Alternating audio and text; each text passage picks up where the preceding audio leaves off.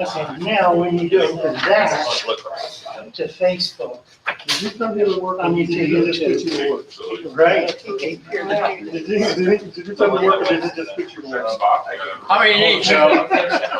This is what I'm normally using. Yeah. Kind of same thing.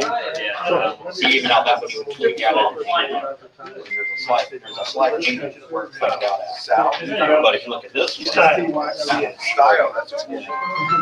My name's Tim. But that's also the images from a like aquatic.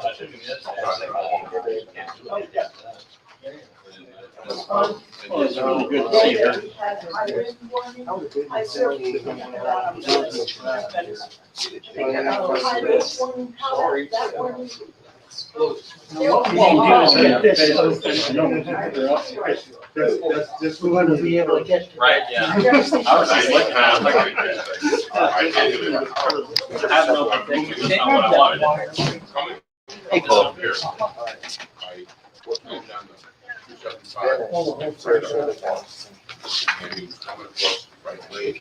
Did you find us a seat? Where you want to sit? Food's over there. You want to sit over here? I guess if we can. That's right.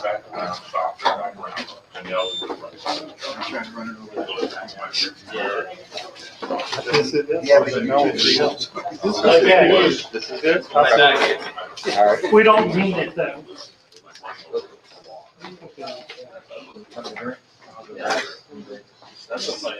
All we need to do is go into the public.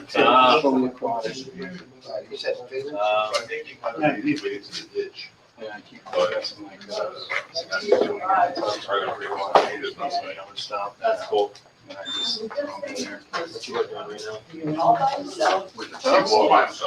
Jellyfish. Yeah, well, all we need to do is jellyfish. Yeah, but we need to get all of these. Can't stop it.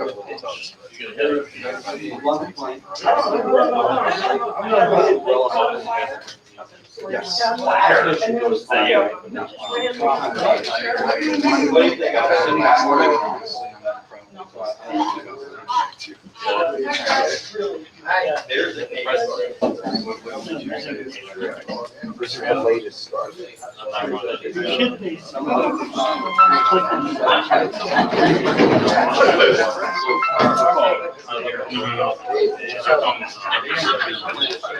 be. I got to calm down.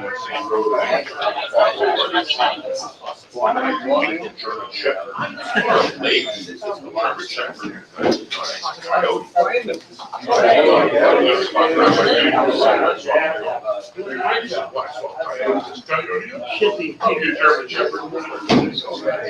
We'll be here next month.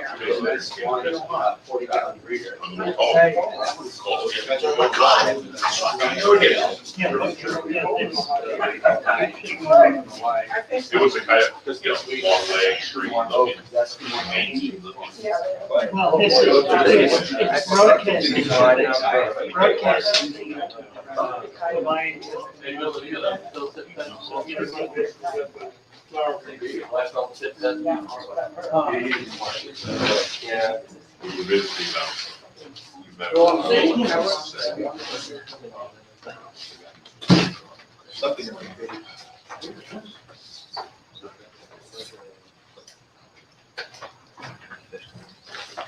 The more I put, I don't know if you saw it, you get, I don't know, vibrations. We would never be able to like that before. Watch your step. Okay, it's the Gmail. Bob's 12, 5555. Something like that.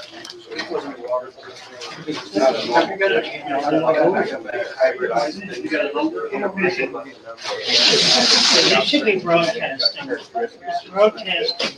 What is that? Is that okay, so it's broadcasting.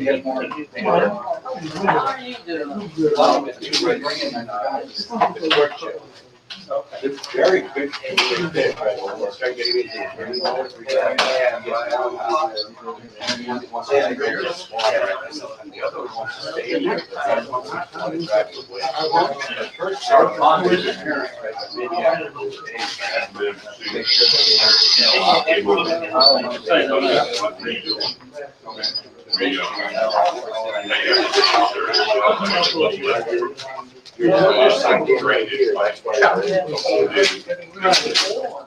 This is, oh,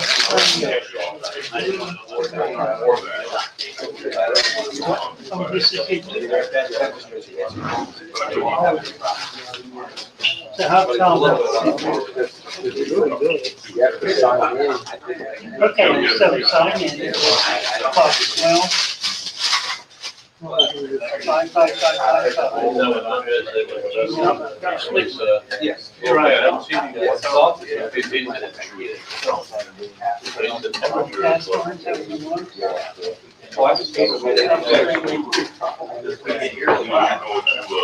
Joe. 9144. Yeah, oh yeah, you're right. But you know, it's like this. I did last year, but I set up. Well, it keeps it. All these small tanks got set up. Perfect. I need to be- You must have given me good Specialized. Those are the press ones. I broke down. Bag in the car of ones that I use aren't fresh. Your roll. No, they're not rolled. But So I put down. they're the ones that were even rejected, the ones that are just laid flat. The fish don't care. You got a green? Beautiful. Nah, it's in- Well, actually I do. Check through one, and it's about that tall. I got oak leaves. It's got about 5 leaves on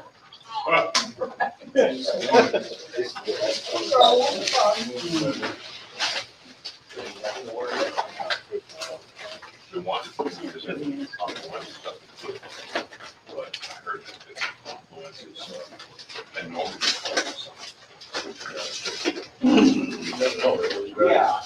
Hey, Yes, but I know they're doing with the yellow stone, but there's a couple they want to split. Number?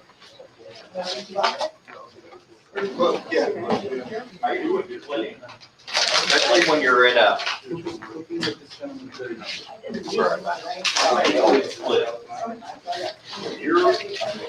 Area that has prone to. I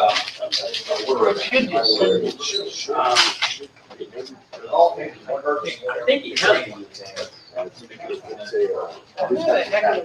Again, Did we assign you a video number before? I think they have a bunch of bag fish, something like that, and some crap couple. right, whatever they bought, they do.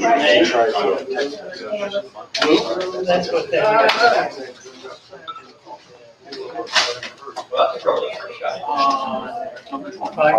Five, 38.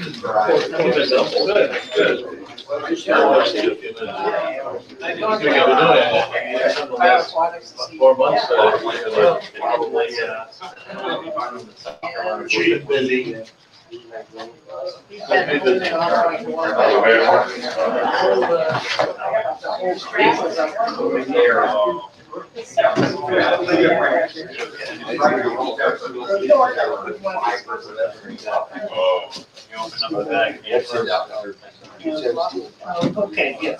You're right. Right. Okay, then we need to get the key. That's what this is.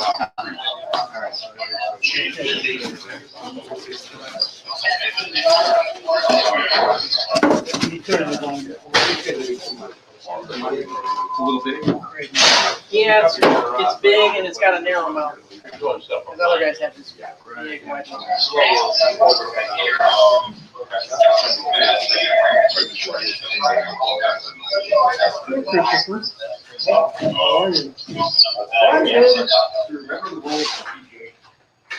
That was yours?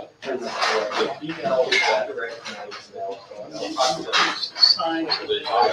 Somebody brought me the I-50.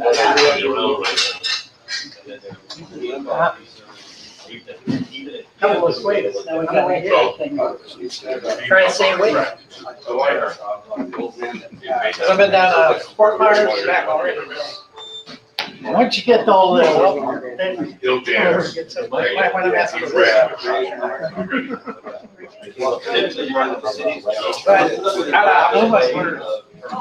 that's a hot day. How long it's been? A lockdown for Sean. So, regular. Took about the market last year. I'm doing pretty well. You saw that they all over Last I'm year. sitting on fire than some emails that you were able to get. having on I daily. throw the boat.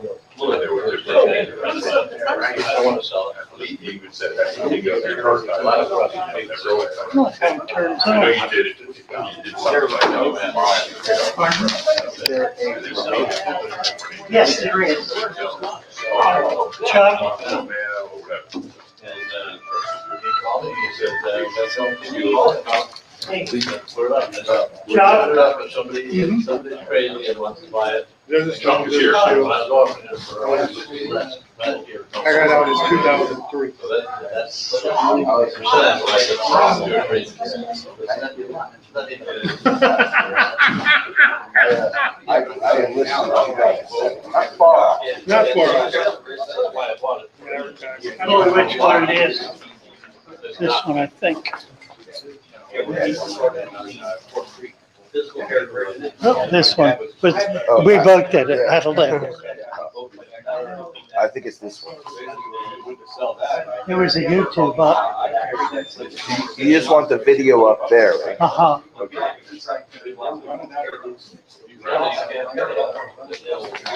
I think we could, Is the power on? I don't see a button.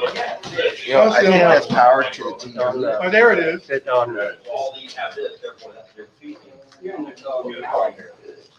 Before we go. You do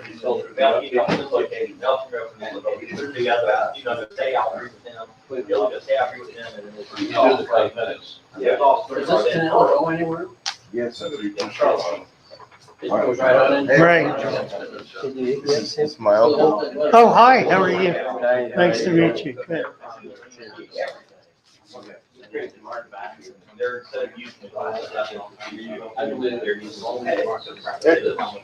I know it worked because it did it last one.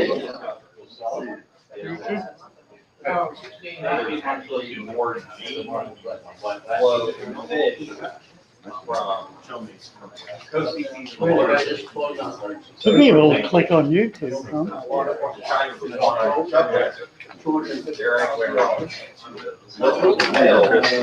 I don't want front of here. I don't think. Yeah, I guess. So how are things in the car? I seem to never have been busier. Yeah, I'm expecting budgets to get cut during COVID. No, my budgets are higher than So now I'm dealing with millions of dollars of projects of purchasing. You got Go ahead. Car.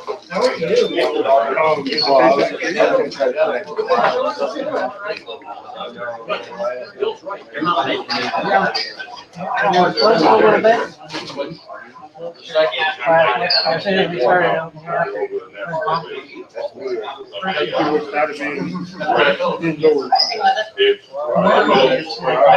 Cooped up and everywhere we turn saying, outside, step outside.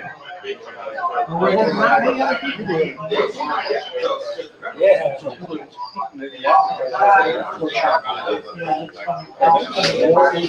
My brother owned a art center.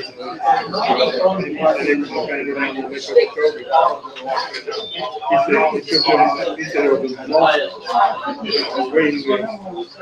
He said now it's 2 quarters. Can we sit here with you? No, absolutely. Really nice.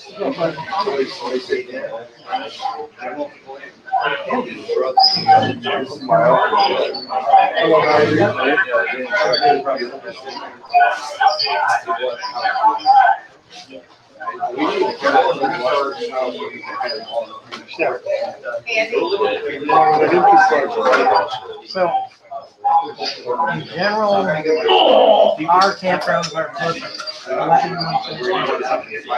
Because that's when we open it up. And that's when, during the season, some of them still have quiet season. Within the season, every section.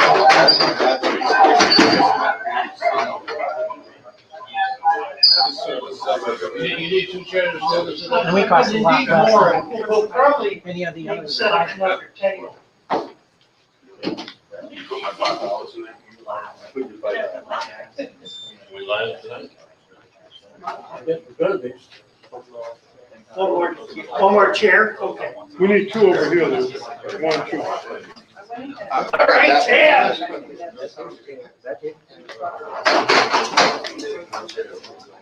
Nice.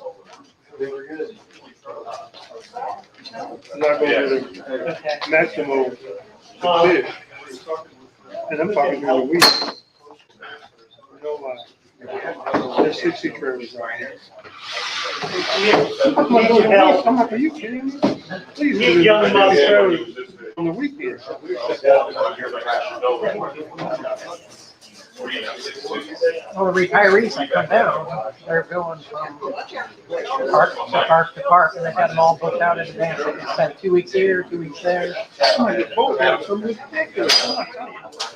Where are these people? Who are all these people fishing during the week? Or out on boat during the week? But like I said, I didn't think about this. People that think We'll need four chairs. the boat ramps are just.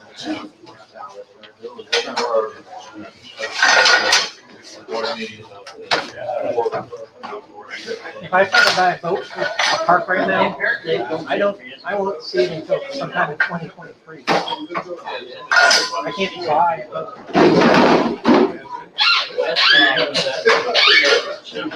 Like, where are the people getting all this money? They put a modular home up down the street from there. 4 bedrooms, 2 bathrooms. $2,200 a month. Mr. King. That's a surprise. Yeah, it is. Been here for lunch. My wife won't come with me. This has been traveling. Oh. They haven't had a story. Come down to Fort Myers, we'll bring you back. Another up. meeting of Danny School. You guys are doing your own establishment, right? No, it's Tampa, you said it. We've all finished. I think second, Saturday during the day. Third Saturday. Oh, third Saturday. Pasco does second Saturday. They're the same day as Pasco. If they're interested, Coming down to see him anyway, so I've the got. balls are Put there. the two together, because he lives in- They want to hold their. I told him, I said, listen, I gotta have meetings down. Oh, absolutely. Yeah, second Saturday. Richard. Yeah, are you studying right now? I haven't been to Fort Myers meeting in years. Are you studying right now? collecting down there. I go collect every day. I've been collecting them. I have several spots that are unreal.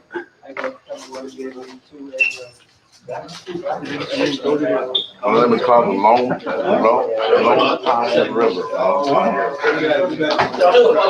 Like from out of the shore, all the way out. I think it's loaded with all sorts of native fish.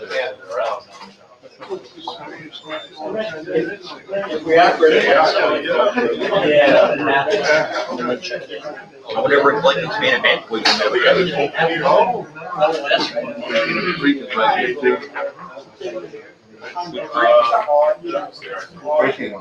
Oh. But in Tampa, you can't rent it. How bad are the Velocons? How bad are the Velocons? How bad are You sign in. Not too bad.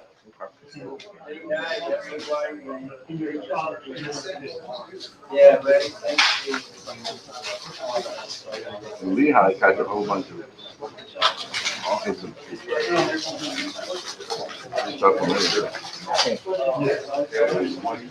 lot of my end. When the plant starts going up, first is the bamboo. Well, do the bamboo, the right out of the Maya. When did it come from?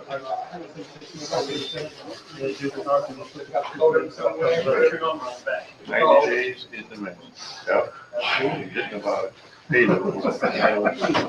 I'm a little concerned about metformin though, because a lot of people are getting off that. Really? They tell you why? Just one bag? Yeah, just one bag. I'm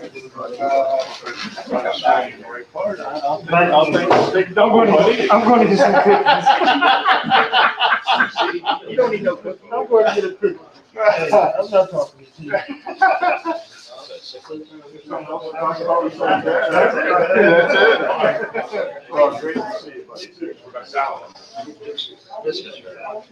You know,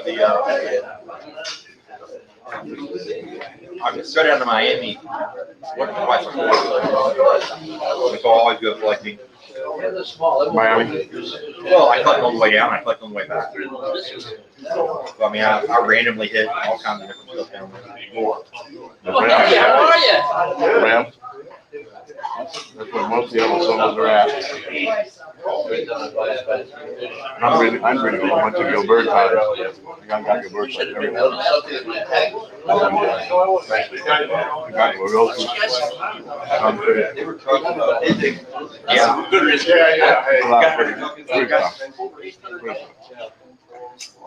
I've got to go to where I got to go.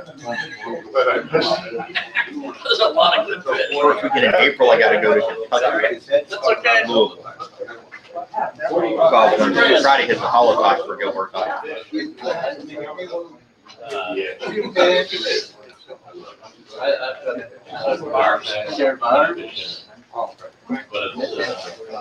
you been to Venice yet? Where? Springs. So that's the center of, that's supposed to be the center of their habitat. That's where they define the species from. So when you go there, that's the origin of the species. What's the name of the spring? what's this? What's this? Yeah, something near Monticello. That's up north. Yes. You're not getting Gilberti down here. It's out of the range. No.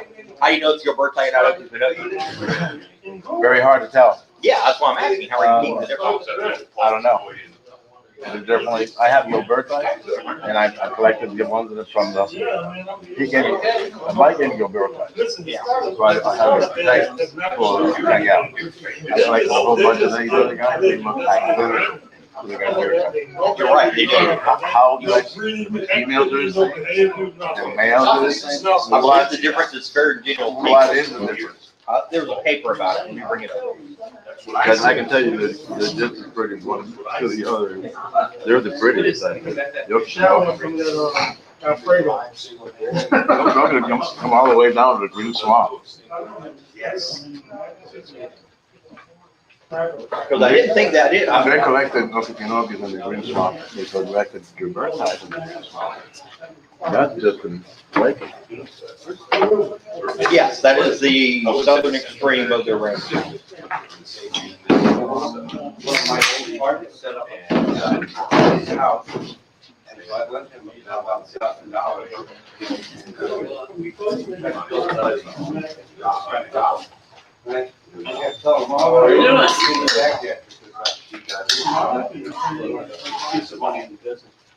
And then we got swallowing out every time.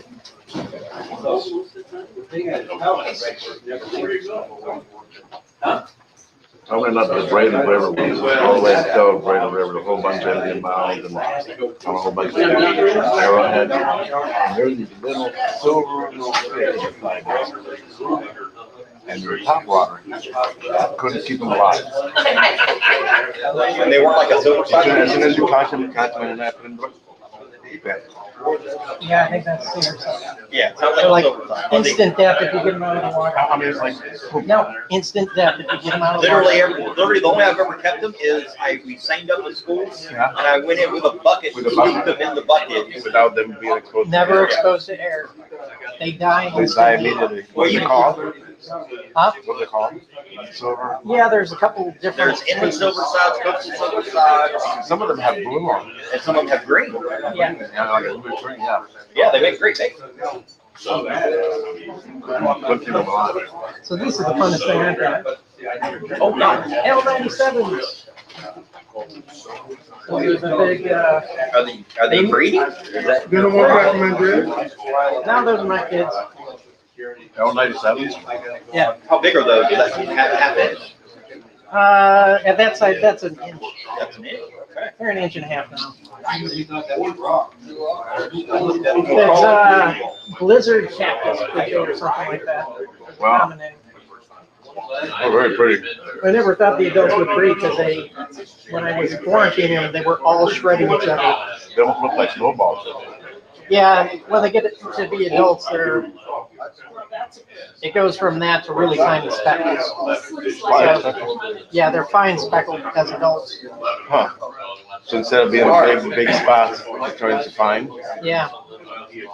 That's interesting. So on page 128 of the morphological comparison of the Gilberti and Okeechobee, this was done breeding males of the species have no difference. Variation of the species have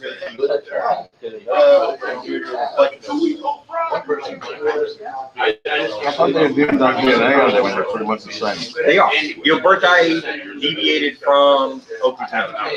And the only reason they say Gilberti deviated is because Gilberti or Okeechobee has a larger range. That's right. The only color difference noted was in breeding females. So there is no difference in males. And the breeding females, what was the difference? Blue-green dashes behind and below the eye are usually prevalent in heavy, gravid female Gilberti. It appears that specimens in which the dashes are indistinct or absent from mountain peak projections. The dashes are never observed in female Okeechobee. So what you're catching, you can't even look I'm definitely going to see them. Yeah, so what you're catching, you can't even look at. That's the only female. Almost like an Adonis. Yeah, they get about Like a 7 to 8 inches. nice fit extension in the back. Oh, Those are nice. Wow. Those are very nice. They're breeding those, huh? Yeah. Accidentally.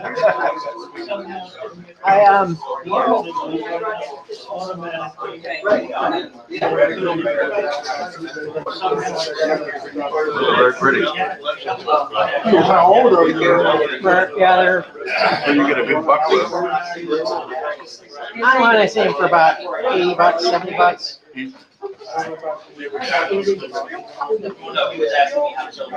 So this first batch, most of them are going to seagrass. They're on a secret, huh?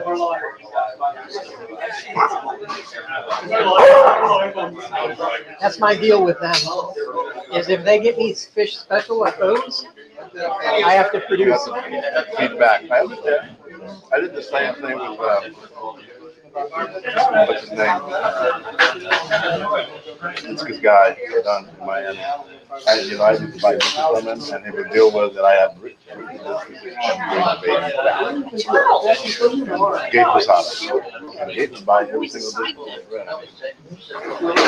Sold over 300. Yeah. So this batch I got 25. I'm keeping a few back just so I have breeders in the future. You know, make sure I know how to grow one to adulthood. I know how to do the babies. I know how to do the adults. so you have to count fin rays. Gilberti have 7 fin rays, and Okeechobee just have 8. But there's a 30% variance on both. So 30% of Gilberti will have 6. That's how close the CCs are. 30% is too much. How you, yeah, I love those plants where it's like seed is from 8 millimeters to 12 millimeters, and then the other species is from 9 to 10. 11 is like, It's like, so what's the difference? Yeah, they actually, the only consistent possible difference is the pore count, and they have a difference of 1 pore. Yes. Tell you the I man. worked at it real hard. Don't disagree. So, I don't mix them. The paper system. I don't mix them. So, What I haven't seen anybody do any work on is will they hybridize? See, that's the real All right. definition of a Tim. different species.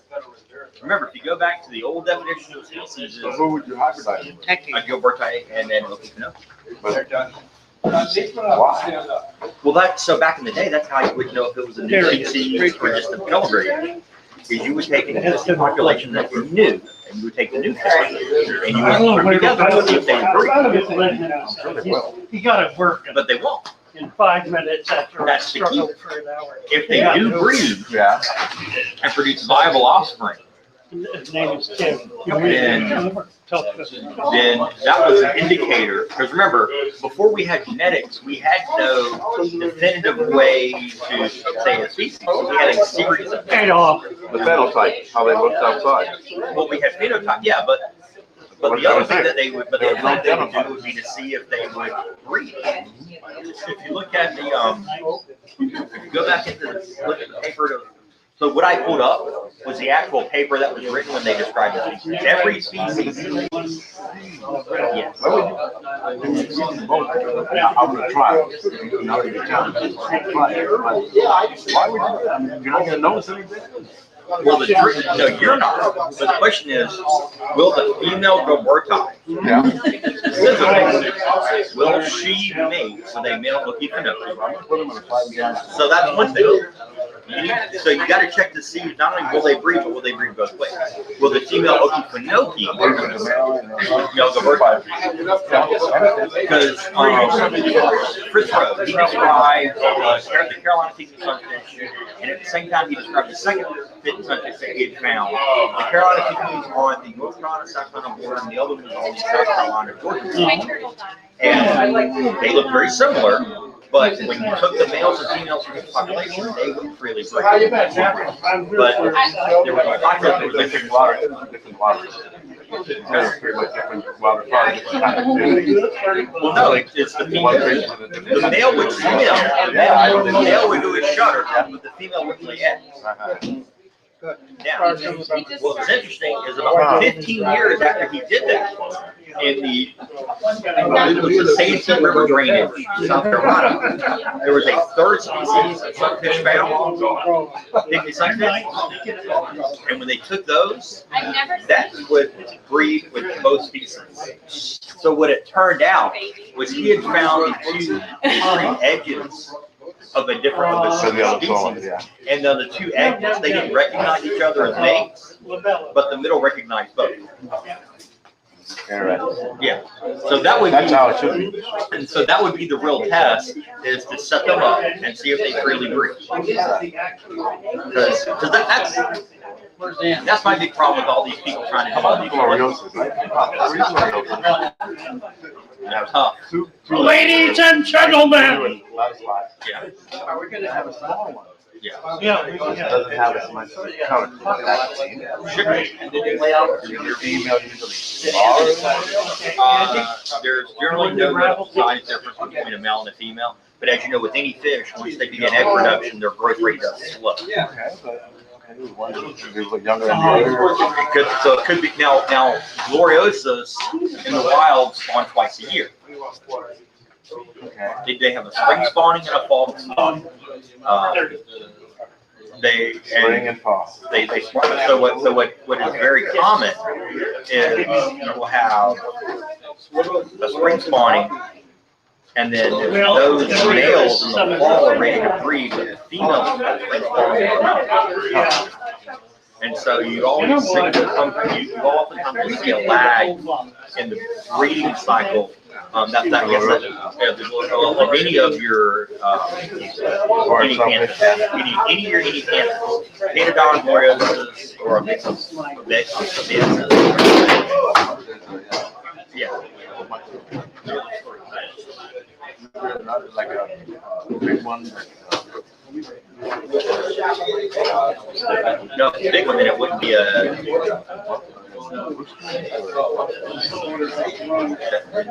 It's not a guinea panther. Bigger, it's a bigger one. So I got a phone. Unless they've recently described it, there was only ever 3 species.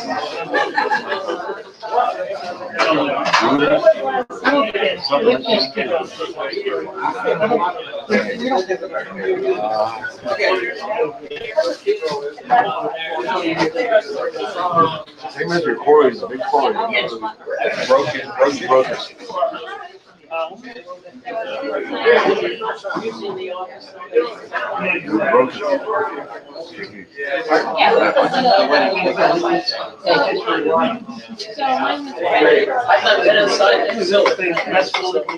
Yeah. Yeah, there's only 3. There's the banded sunfish, which is a species, the blue spot, which is gloriosus, and the black banded.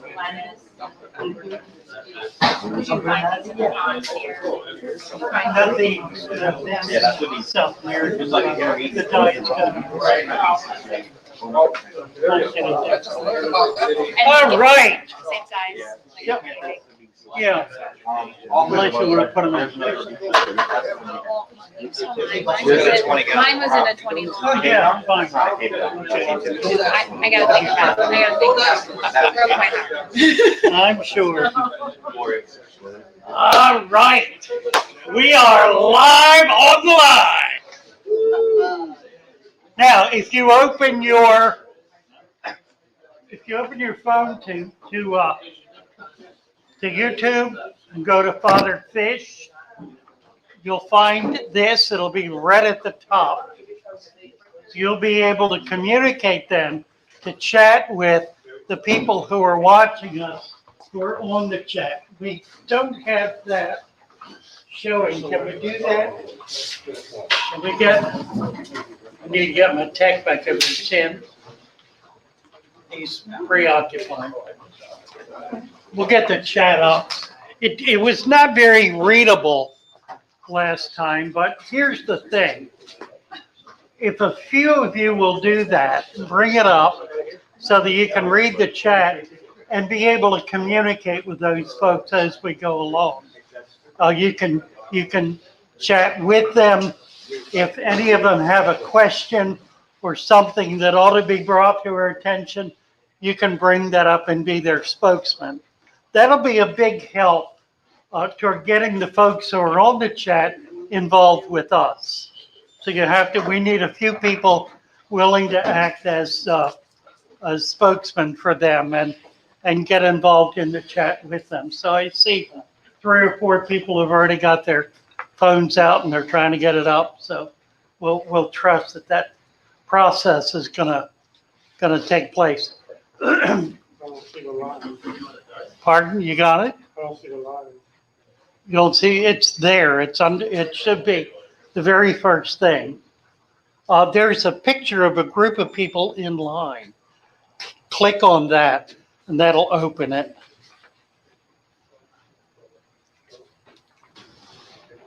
It's called the Venice Aquarium Society meeting. That's the biggest one of If you all. can find it. Yeah, Okay, they're the same fish in some way. couple of things Beautiful. I want to bring up. I'm gonna try to breathe. The club purchased a dolly, which is somewhere around here. It's a 4-wheel dolly kind of affair for folks who are bringing a couple of different boxes in.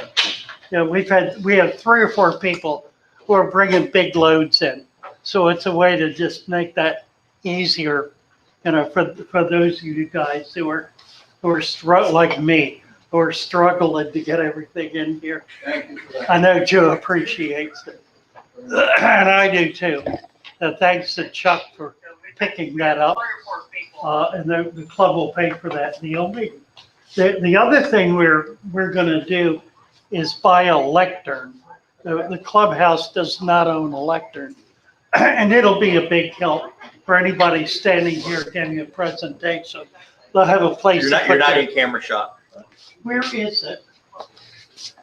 How do I get? It should be. Why am I not? That's delayed, yeah. But, Oh, it's delayed. Yeah. and people are wanting an update on the Lacey Act. That's a terrible delay. I've been up here for 5 minutes. Yeah, but Oh, that's a long delay, isn't it? Yeah. Tim, is there, I guess there's nothing we can do about that. there you go. There you're just backing up the camera now. Okay, so it's a delay. It's, And that's even more of a delay. wow. Am I on it yet? Yeah, you're on it. Well, I guess. But there you should be. Yeah, but it's not live.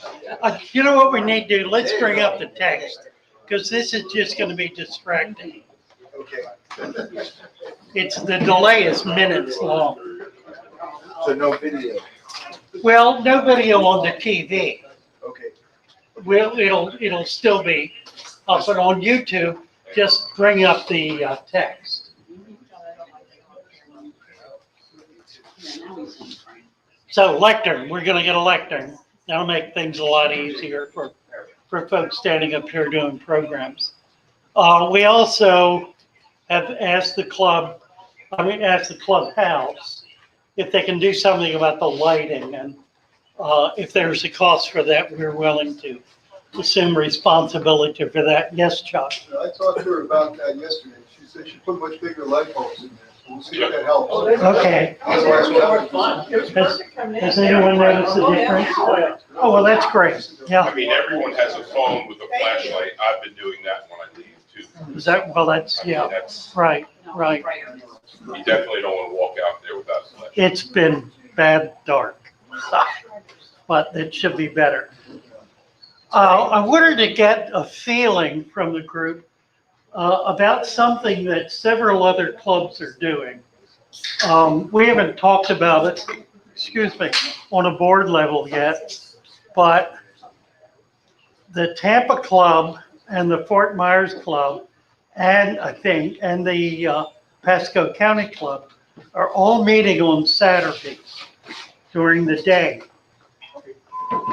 I know of 3 or 4 older people who are good fish keepers who can't come to the meeting because they're afraid to drive at night, who would otherwise be interested and be able to come if the meeting were held during daylight hours.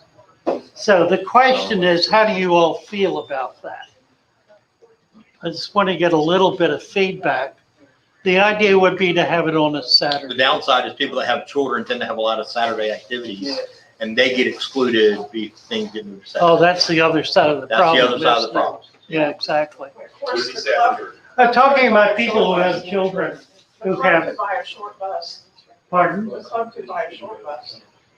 We could probably afford it. Not a bad idea. Use that during the month. Park it in my place. Couldn't get kids on Monday. Yeah, somebody was suggesting, John was suggesting that people who have children who have a lot of activities on Saturday would not be able to make it probably. So that would be a downside. Any other comments? Yeah. You're gonna have interference no matter what you do, but I'm sympathetic to the old people not being able to drive. Where's my glasses? Yeah, right. There you go. But I think the consideration would be to have every second or third month on a Saturday afternoon, maybe a little later, and then the rest of them in the evening to give a balance, because I don't think we're gonna be able to please everybody, but, Well, the other thing we could do is we could do 3 or 4 special picnics, Saturday picnics during the year. Yeah, I've known other clubs that have even a monthly weekend event, Wow. and sometimes like a fish store tour, farm tour, just something where they get out as a group on a Saturday to like it's surely 2 weeks after their weekday meeting. Yeah. That's a So- good consideration too. Like, this weekend, maybe have a group go to the state fair since Yeah, they got the exactly, aquariums on right. display and stuff. Yeah, It would depend on which Saturday you're talking about, because you have other clubs meeting on Saturday now. You don't want to get in conflict with. well, that's right. Even Yeah, more aggravation. First, that is. yeah, Well, Mike. We got, Pasco meets the second Saturday, that's far north. Tampa just started meeting the second Saturday, which is Third next, Saturday. the third Saturday, which next Saturday will be our second meeting. Roy is speaking, if anyone's interested. He spoke here a few months ago, excellent. And I would think we either first or fourth, who's the first? First is, Fort Lauderdale. Fort Lauderdale? Well, we don't go to Fort Lauderdale. Lauderdale is her. Yeah. I When don't does see Fort Lauderdale. Myers meet? Second Saturday. Yeah, Second Saturday. Pasco and them meet second Saturday. So, okay, so they're in conflict, but Maybe the fourth. they're 2 different ends of the state too. Hey, Mike, when Chuck's Club, what Saturday is it they do their stuff on? Who's this? Chuck's, That's over in Fort Lauderdale.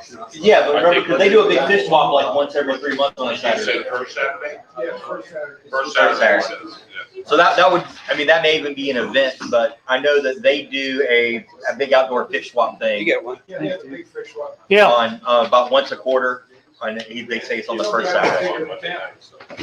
that would be a nice thing we could tie in with. Joe? So, Fort Myers meets on the second Saturday in the evening. So what Oh. should be open is the second Saturday during the afternoon or Huh. possibly Sunday. Because what I like about this club is that it's not the same day as others, and it gives somebody people. Yeah. Right now, Pasco is in the morning, we're in the afternoon. That's mine?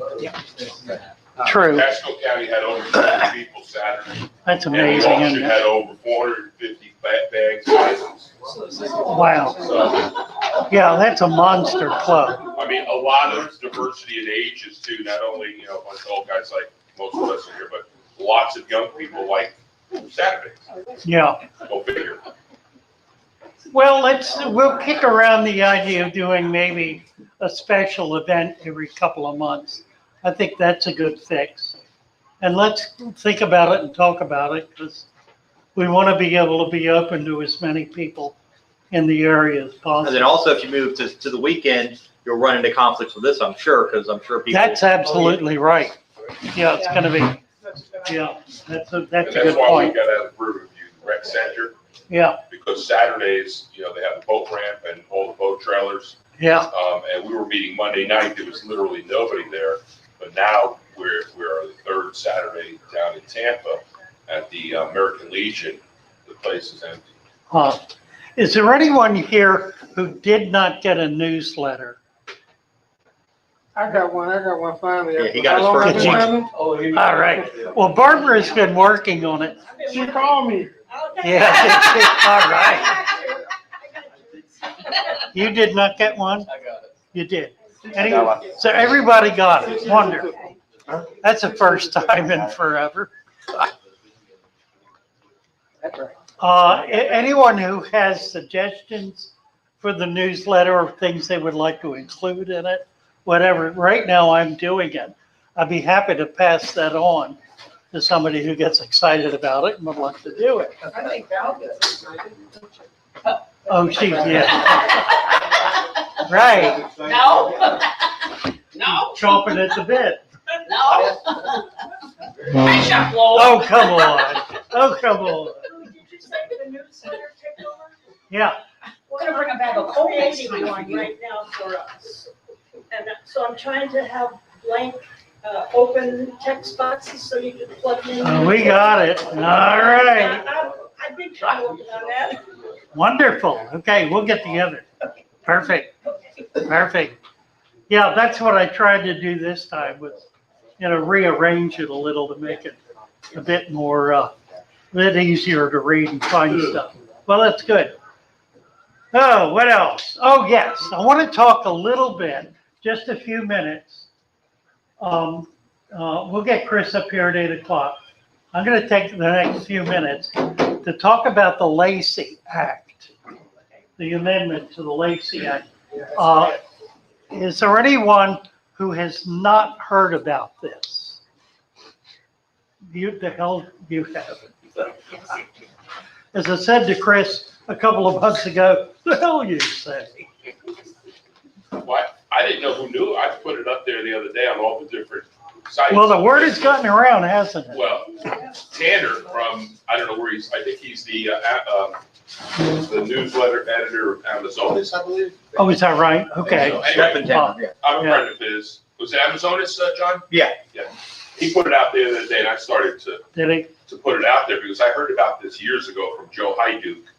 Well, this is new, of course. Right. Yeah. So everyone needs to take this serious. Oh, yeah. I've done 5 videos on it. Most everybody is tuned in and understanding. A few people don't. They just don't get it. They think, oh, well, this is nothing. But they don't really understand it. Here's the bottom line. Is there anybody who really doesn't understand it, would like a rundown on what it's all about? People in chat asked for an update on it, so. Okay, all right. I did a video today that's an update on where we're at in terms of being able to respond to it. So you might check that video. What the bill does, this is a bill that was snuck into a very large bill that was passed by the House Friday a week ago. It's like 12 days ago, 13 days ago. The bill is an amendment by Senator Rubio, our senator here in Florida, amending the Lacey Act. The Lacey Act is an act that was passed, it was a bill that was passed the beginning of the 19th century, early 1900s, that covers animals coming into the country. That's how it was originally designed and developed. Over the years, over the 100-year period or so, it's been strengthened, it's been made more specific. It used to be that you had to have criminal intent to violate the law, knowing criminal intent in order to be prosecuted. Now it's simple possession. If you're possessing some animal that's on the banned list, the penalties, which went from a small fine, are now criminal penalties. They were not initially. Criminal penalties up to $25,000 per single item, plus 5 years in federal prison. So it's become the biggest hammer in the federal arsenal, virtually across the board. What does it do? Up to this point, we have had a blacklist of those items that are banned. This gets rid of the blacklist, or more to the point, puts everything, the 20,000 animals that are being traded in the country and being brought into the country, puts them all on the blacklist. It selects a few to put on a white list. We don't know how many that's going to be. It could be 100. It could be some guesses, industry guesses are about 1,500. There are 20,000 animals in this country today traded in the pet trade. 20,000 different species. This will dramatically change that, one way or the other, because it's going to make everything except those items that are approved by the Department of the Interior, Fish and Wildlife is under that, I believe, will be approved. Everything else will be a blacklisted item. Everything else will be banned. Now, if you have, for example, you're raising fish in your home that are not on the white list, which is a substantial likelihood. Most of the fish that I own are never going to make it on the white list. They're too rare, they're too uncommon, they're shipped in very small numbers. The bill specifies that those items will go on the white list, which are not traded in small numbers. The curious way of saying it, but what it means is that everything that is traded in limited numbers is automatically banned. So it has nothing to do with selecting animals that are potentially invasive. It simply selects animals based on the numbers that are shipped. Now, admittedly, that's their first step to being able to get a list set up. There will be, as a result of this, a bureaucracy created in the Department of the Interior to be able to examine every single animal in the world and determine whether or not it is a destructive invasive species. They do not, however, distinguish invasive that doesn't survive, invasive that does survive and doesn't cause any damage, or invasive that do cause damage. So there are those three categories. We're going to be hearing more about that from Chris a little further down the line. I don't want to get into that because this bill, the way it's structured, has nothing to do with invasive species. It has nothing to do with selecting species. It simply selects those species that are marketed as of last year in large numbers, whatever that means, yet to be determined. So that's about it. It is currently been approved by the House of Representatives. It's sitting in the Senate. The Senate has a choice whether they're going to take up the House bill or they have one of their own that's comparable to it. That decision hasn't been made yet. As soon as it is made, we'll know how to act and how to respond to it. Yeah. Bill Shields put a link from the Tampa Bay Aquarium page to, I guess, this Lacey PJAC, Act. probably, yeah, PJAC. probably. And you can go on there and you can put your telephone number, address, and basically, Right. sign there. Yeah, I've got that too. There are It's other very people who important. have it. Yes, it is. Really very important. I did that already. Has anybody talked to Sandy? Yes, I have. What did she Yeah. have to say? Well, She's been on this for years. she's She's been spending, talking about she's it. 24/7 trying to beat it back into the ground. Because I figured she would be the main source for their list, right? Yeah, she said they deal in, last year, 21, they dealt in 15,000 animals. 15,000 different species came through seagrass in 21 last year. My immediate question would be, what about a hybrid? What if I take two species that are on the white list and I hybridize them? Good question. If it's not in the list. Good question. Because then it would be on the list. If it ain't on the list, There's no list.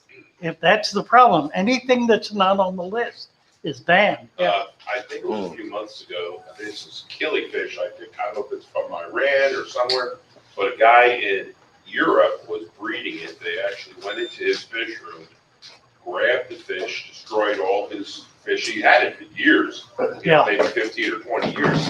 And they found different people he sent them to all over the world. Charlie Nunziata being one of them. They knocked on Charlie's door. I don't know if Charlie had eggs or what, but they took whatever he had also. Yep. So it's important. This is not. Oh, yeah, a joke. this is They're gonna critical come stuff. knocking at It your is door. happening here in the US now. They're gonna come You're knocking at your absolutely door. right. Yeah, it's been happening particularly with killies coming out of Brazil. And Brazil has been forcing the issue. Brazil has exactly the same system. They have a wait list. They have items that they permit to be shipped out. I don't know how many it is, but there are thousands of animals in Brazil, little fish that are being caught that can't be shipped out Well, what because they do they're is not they on bring the it list. to the next country over. Well, that's Ship what's it. happening. That's why the They're being Brazilians got smuggled mad. out. Or the wrong name is put on the list. Yeah, until they're caught, right? Right. Well, Yeah. until the payoff does. I've been down there until it's. Yeah. Well, what's happening is there are people in this country who are being arrested under the Lacey Act for possessing items that Brazil is claiming were illegally shipped Sandy got out. arrested. in spite of Sandy got- however long they've had them. Sandy got arrested for. How many generations? Yeah, they may have had them Went to her house. here for 50 years. Exactly. And there are gonna be cases like that, where people who have been, they're fish that'll be common that we've had in the industry for 50 or more years are all of a sudden gonna be banned. It'll be against the law too. Now, you can hold them, you can have them, but you're not gonna be able to ship them. Oh, I'm not in the camera. I'm Won't be able sorry. to share You that should have either. hollered that big. This is gonna be birds too, certain reptiles. Wow. Amphibian. Mark, what's it? Had your back for a while. My apologies to our online friends. Dogs and cats. Joe, yeah, Yeah, so this is something that, as a reptile keeper and breeder, we've been finding this for over 20 years now, especially in Florida, considering the giant snakes and the invasive species and stuff like that. And we've been losing a lot. We've lost- reptiles are gonna be really hurt by We've this. lost the ability to keep more than a couple dozen species. We've lost the ability to export and import hundreds of species already. Yeah, This is governed by FWC, Fish and Wildlife. here in Florida, right. Now, that's the other thing. This takes all of that out of the hands of the local state. Right. The local state will no longer have any authority to determine for itself whether an animal should be banned. Fish and Game has as much authority as the U.S. Marshal, which is more than any other law enforcement agency. And they can come do whatever they want. As an example, you catch a small fish, they can take the fish, take the fishing gear, take the boat, take the car you tow it with, take the house you store it at. They do whatever they want. Yeah, So besides PJAC, there's been a USARC. USR, United right. States Association of Reptile Keepers was formed about a decade ago. And we've been contributing to them and a bunch of lawyers to help to slow this down. And we've made substantial progress, but we're still losing Right. quite a bit. Okay, I don't want to carry on any more about this. I've gone 5 minutes over. I'm taking Chris's time. My apologies, Chris is gonna Chris. get a nap in. Yeah. All right, you all know Chris, and you've read the memo about him. Chris is the statewide authority on invasives, so we're delighted he's gonna do this. He's not prepared to talk about the Lacey Act, so don't get into it with him, because he's really not. That's okay, I'm asking about to anti-vandalism. do that. Yeah, but there'll be some interesting conversation, I'm sure. You can sit here if you want. All right, I'll stand here. No fancy PowerPoint for me. I do have some photos, but I have been working for Florida State Parks for 27 years. I'm currently the lead biologist for the Southwest District State Parks. A big part of my job has always been dealing with invasive exotic plants and animals. So I see the story from another angle. I'm a kid that grew up with an iguana, went to college with an iguana.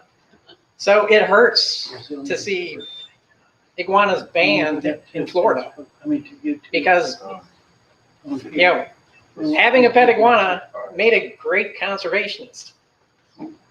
So, yeah, the biggest thing that, I'm spending millions of dollars a year fighting plants, very rarely fish, but feral hogs and other invasive species.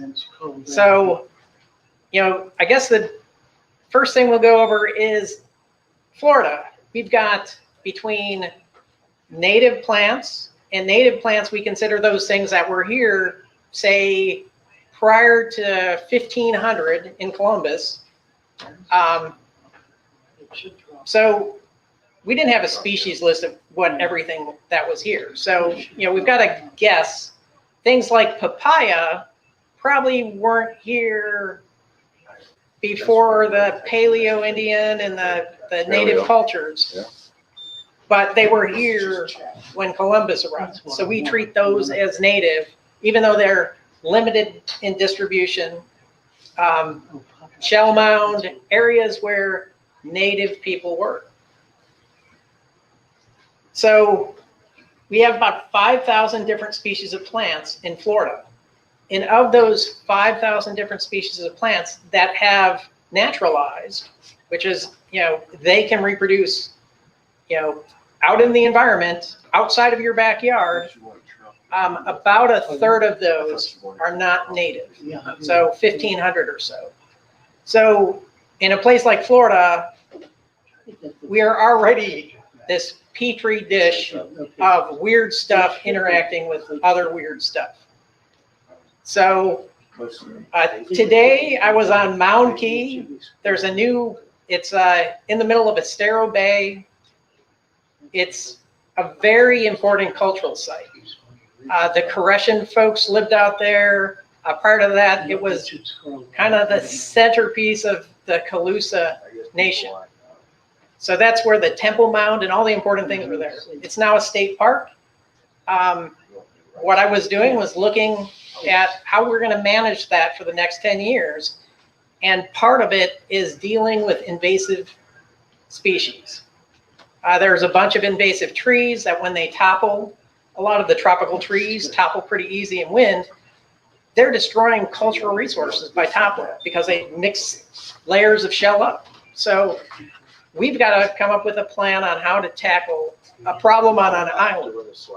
Other areas where we've had to spend lots of time and effort to remove invasive exotics, Cayo Costa, another island. We were able, over about a 3-year period with the help of USDA, removed all the hogs off the island. And they were eating all the snakes. They were eating all the little, anything they can catch, they'll eat. Digging up rare plants. So feral hogs are another really bad invasive species that came here with the Europeans. So there are naturalized species, like I go out and I weed my garden. There's a few things in there that I pull. They don't belong in Florida. They don't belong in my native plant garden. But, I take them out, but they aren't going to take over the yard. They aren't going to take over the state park next to my house. There are other species that are also in my yard. Like if you look in yards nowadays, especially in the fall, after the summer rains, you'll see yards that almost look like they're covered in snow. And that's this tropical or big flowered Mexican clover. One of the things I pull in the yard is a relative. There's 4 different species in Florida. 3 of them show up as a little weedy thing. What caused number 4 to take over everybody's lawn? Anybody can gather or want to guess how it got everywhere? People thought it was pretty and moving. Well, probably most likely the guy that mowed my lawn, mowed your lawn, mowed your lawn, and your lawn. So, we've got these sources, the seeds are coming, or some of these things can just a little piece break off and start a new plant. So, that's one example of, nobody studied all 4 species to figure out which one was going to be invasive. I think the Lacey. Mexican sunflower also is invasive. Yes. I got one this big many years ago. Now my neighbors all have them. All in my neighborhood, beautiful sunflower bushes. Yes. And that's just a couple of plant examples. Florida has 48 non-indigenous fish species. Chris, they say back up from the microphone a little bit. Huh? They say back up from the microphone a little bit.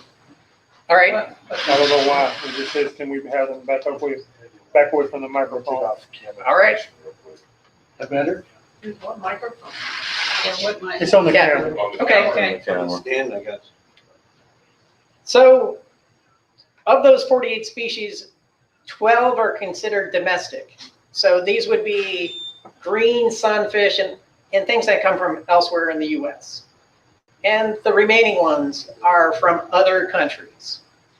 So, that's, you start doing the number again, it's like, gosh, about a third of everything. And that's the same for reptiles.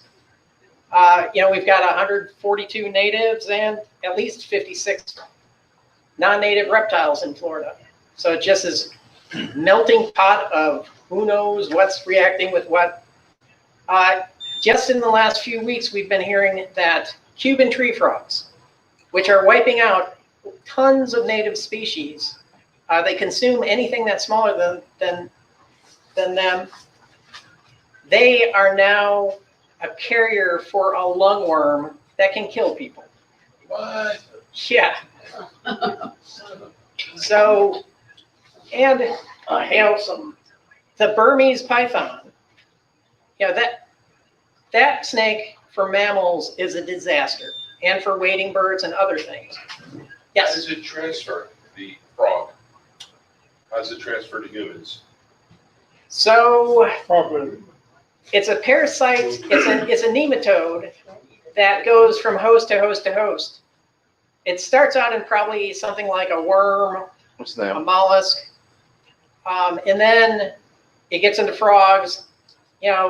Or dogs and other things can get this, and it can be fatal to dogs. So, it's bad news.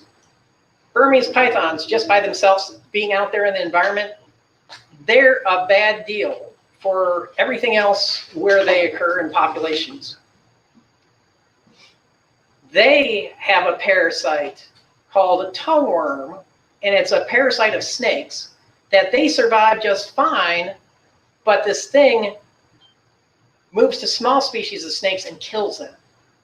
And the parasite is now 50 or 100 miles ahead of the range of the pythons. So the parasite is now wiping out species in areas like Lakeland, well away from where there's any pythons. And pythons, we're starting to see a lot more in, say, Charlotte County. So We have the iguana up in Tampa now. It's found its way up there. One was found at the aquaculture lab in one of their ponds, dead. And they're pretty sure it's not in wild, someone's that got lost, someone's pet that got wild, because there was a few more found in the general area. So today, after Mound Key, I was at Koreshan, which is a historic state park, Estero area. The park manager's washing off the boat, and I'm like, you guys never reported red-headed gamas, which is a African lizard. That's there's populations around seagrass, then there's populations. It's funny, lizards, if you ever went to lizard import places, you find a lot of iguanas that don't have tails, so those imperfect lizards, nobody had the heart to kill, so they got released. So you're like, there's iguanas everywhere. Well, nobody had known that this African lizard was hanging out at Koreshan. And I saw him, it was in the shop. I'm like, everybody goes to the shop. That's where we keep the tractor and everything else. So that was one of those new invasive species. And the problem with invasive species in Florida is there's not research dollars for many of them to figure out what ecological harm they're doing. So we don't really know what a red-headed gama is competing against.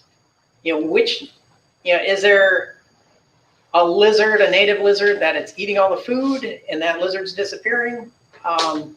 Brown anoles, which is, oftentimes people will call them Cuban brown anoles, but it's probably a mixture of subspecies in Florida.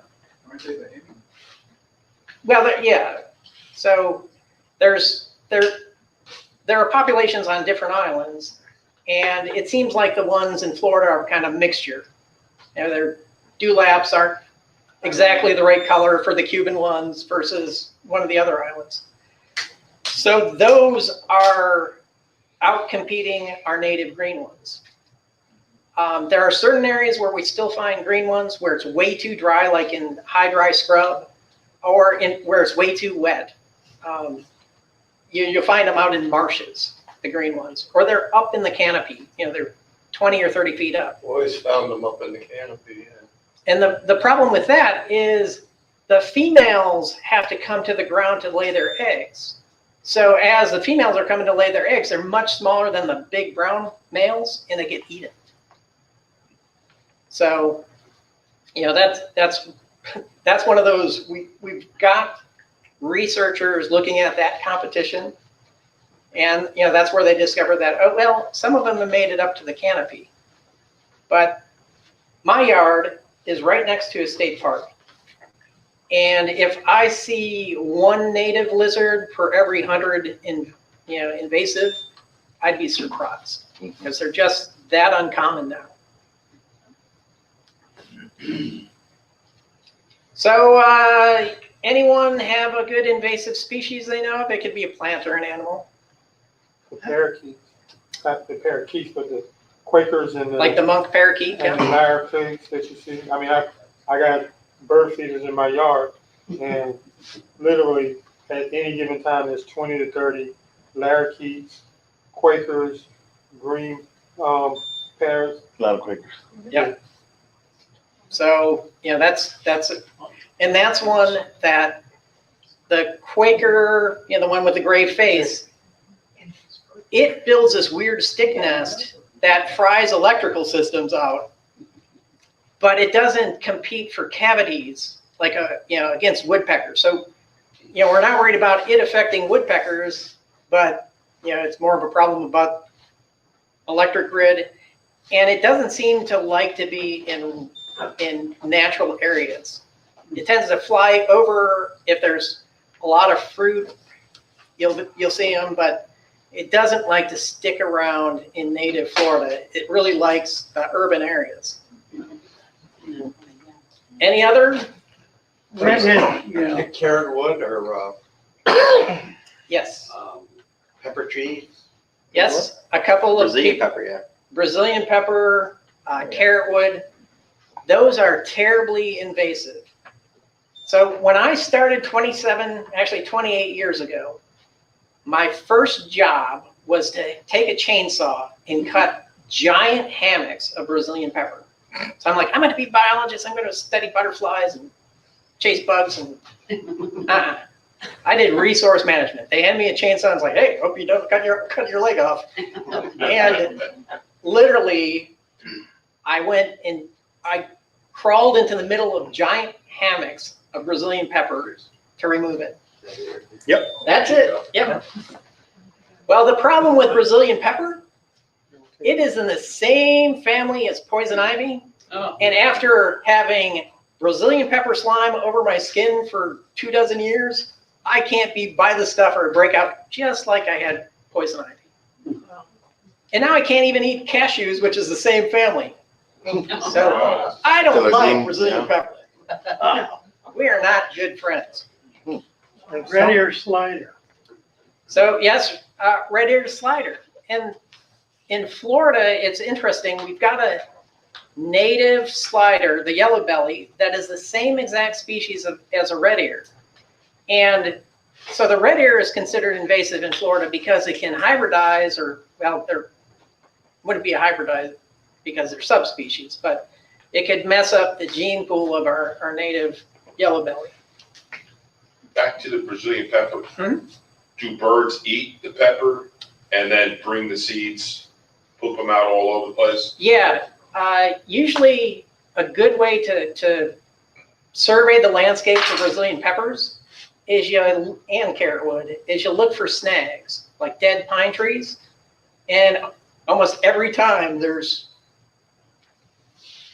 and I was in the Fakahatchee Strand on a big fire. It was a wildfire. And I'm walking through the woods. All of a sudden, I see this thing that looks like a Brazilian pepper chia pet. And it was bear scat. It was a big old, it was solid pepper seeds. So bear were eating it. Yeah, but I'm like, that's just not right. So every time I see bear scat, I get that stupid song in my head. And what about that, what's it called, the punk tree or the paper tree? So that's Melaleuca. Melaleuca? Yes. You cannot cut that down because it'll start growing along its trunk. You have So, to kind of drill holes in it or something? so that one is a special case. Is anytime you stress it, it releases millions of seeds. Love them. So sometimes you can poison it and you have to girdle it. It's got really thick bark. So you have to cut all the way through that outer bark, get to the cambium, poison it, and then sometimes you can beat the seed release. But that's why that's always, it's kind of the bane of the Everglades ever since it was, released into the Like wild. melonfish. It was put out to move a lot of water out of a system. Speaking of the Everglades, what about those wonderful floating plants with the really purple flower that everybody loves? Water hyacinth. Yes. Yeah, Hyacinths. I don't own any of those. so Don't know what it is. it's sad. You now see these safari movies. They show this hippo getting out of the water. It's covered in water hyacinth, and that's a South American plant that, Maybe it's El Chapo's. Yeah, Joe. What about something like the Mayan cichlid? Mayan cichlid. Oh, so behind me is this crazy thing. That one, Mother of Millions is one of the common names. Yeah. Any piece of it falls off, you got another one. True. Who thought that was a good idea to put anybody yard? This is probably the most common thing I find on my side of the fence when I have neighbors at a state park. So they pull it, they don't want it in their yard anymore, so they do the park a favor, and then all of a sudden my fire break, I've got a whole bunch of this stuff to deal with. What's that called? Mother of Millions? Mother of Millions, Kalanchoe or something, it's Kalanchoe. Oh, But there's several species. What about the purple Mexican petunia that, if you buy it at Home Depot? I know you rip off a piece of it, it's hard, once you put it in the yard, it's there for purpose. Yeah, that Ruellia, that thing is bad You news. find that in the parks at all? It really likes to show up along river systems in parks and wetlands. So, we've got it in many of our state parks. That's a category 1, isn't it? Yeah, I think that. You guys have Simplex. different categories for Yeah. how aggressive they are. Yeah, so for plants, there's a invasive plant group that comes up with every year or every other year, they come up with a list of the most invasive species, the ones that just by being out in a natural area, they're changing that system. And then there's ones that they've got a second category, which are those things that are expanding in distribution, in numbers, but we haven't been able to show that they're changing natural areas. So something like Kogan grass, it's this, I'm not sure if I've got a photo of it, but it's this, if you're driving down the highway, you'll see this tall, yellowish, kind of anemic looking grass. Right there. Yeah. So this is at Alafaya where it grows really well. Literally, Alafaya is a Kogan grass savanna. There's so much of the stuff. When we got, it was old phosphate land, so it was a mess when we got it. And I've helicoptered hundreds and hundreds of acres of herbicide to try to hit it back, but. Won't goats clear it up? Well, if we kill it, burn it, cattle will graze it for a little while, but it's got materials in there that cattle don't like as it matures, so they quit eating it. It cuts their guts. Last time I was down in the Glades, there was like a spider lily white that I didn't touch it because I'm like, I know not to touch plants in Glades, but I did some research after and turned out it's also an invasive. You know the one I'm talking about? That one I'm not sure of. If it, there's 1,500 different exotic species, and then Well, this smaller one gives list a of white, invasive. pretty flower. That's why. Yeah. There's a native one, and then there's a bunch of other varieties that people thought they were planting a native, but they're not native. Yeah, a lot of the rain lilies are that way, is that, you know, if Native it's, rain lily's white, and you've got pink ones everywhere. yeah, and you're like, hey, got new sod, and something pops up. Usually it's tropical soda apple, but, I don't know, pop something else. Chris, Hey, Chris. Yeah. there's What a, kind of a fantasy would we have to create to even think of even controlling this particular mess in a given couple of square acres, let alone we're talking about, I mean, we haven't eliminated dandelions up north. We've been fighting those for hundreds of years. Yeah, if you're up north, you know, if you're north of where the glaciers were, you know, the edge of the glaciers, Right. every earthworm that you see is an invasive species. Believe it. Wow.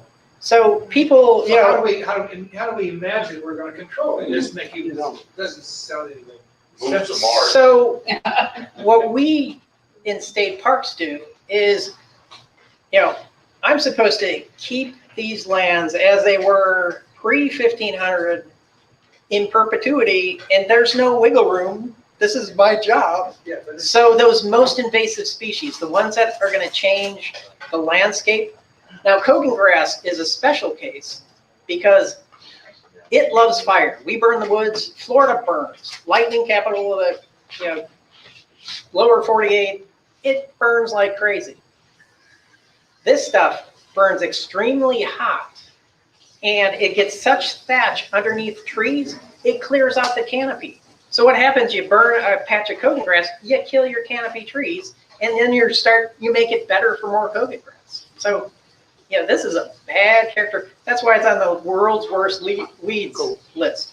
It's a bad one. Chris, there was rumors about table populations. Is that still happening in Florida? Yeah, Hillsborough County is still kind of the epicenter. They were hoping they could reduce that population by trapping. Oyant, scrub. I've got photos from Alafaya. Yeah, it's over by north of Waimama, right?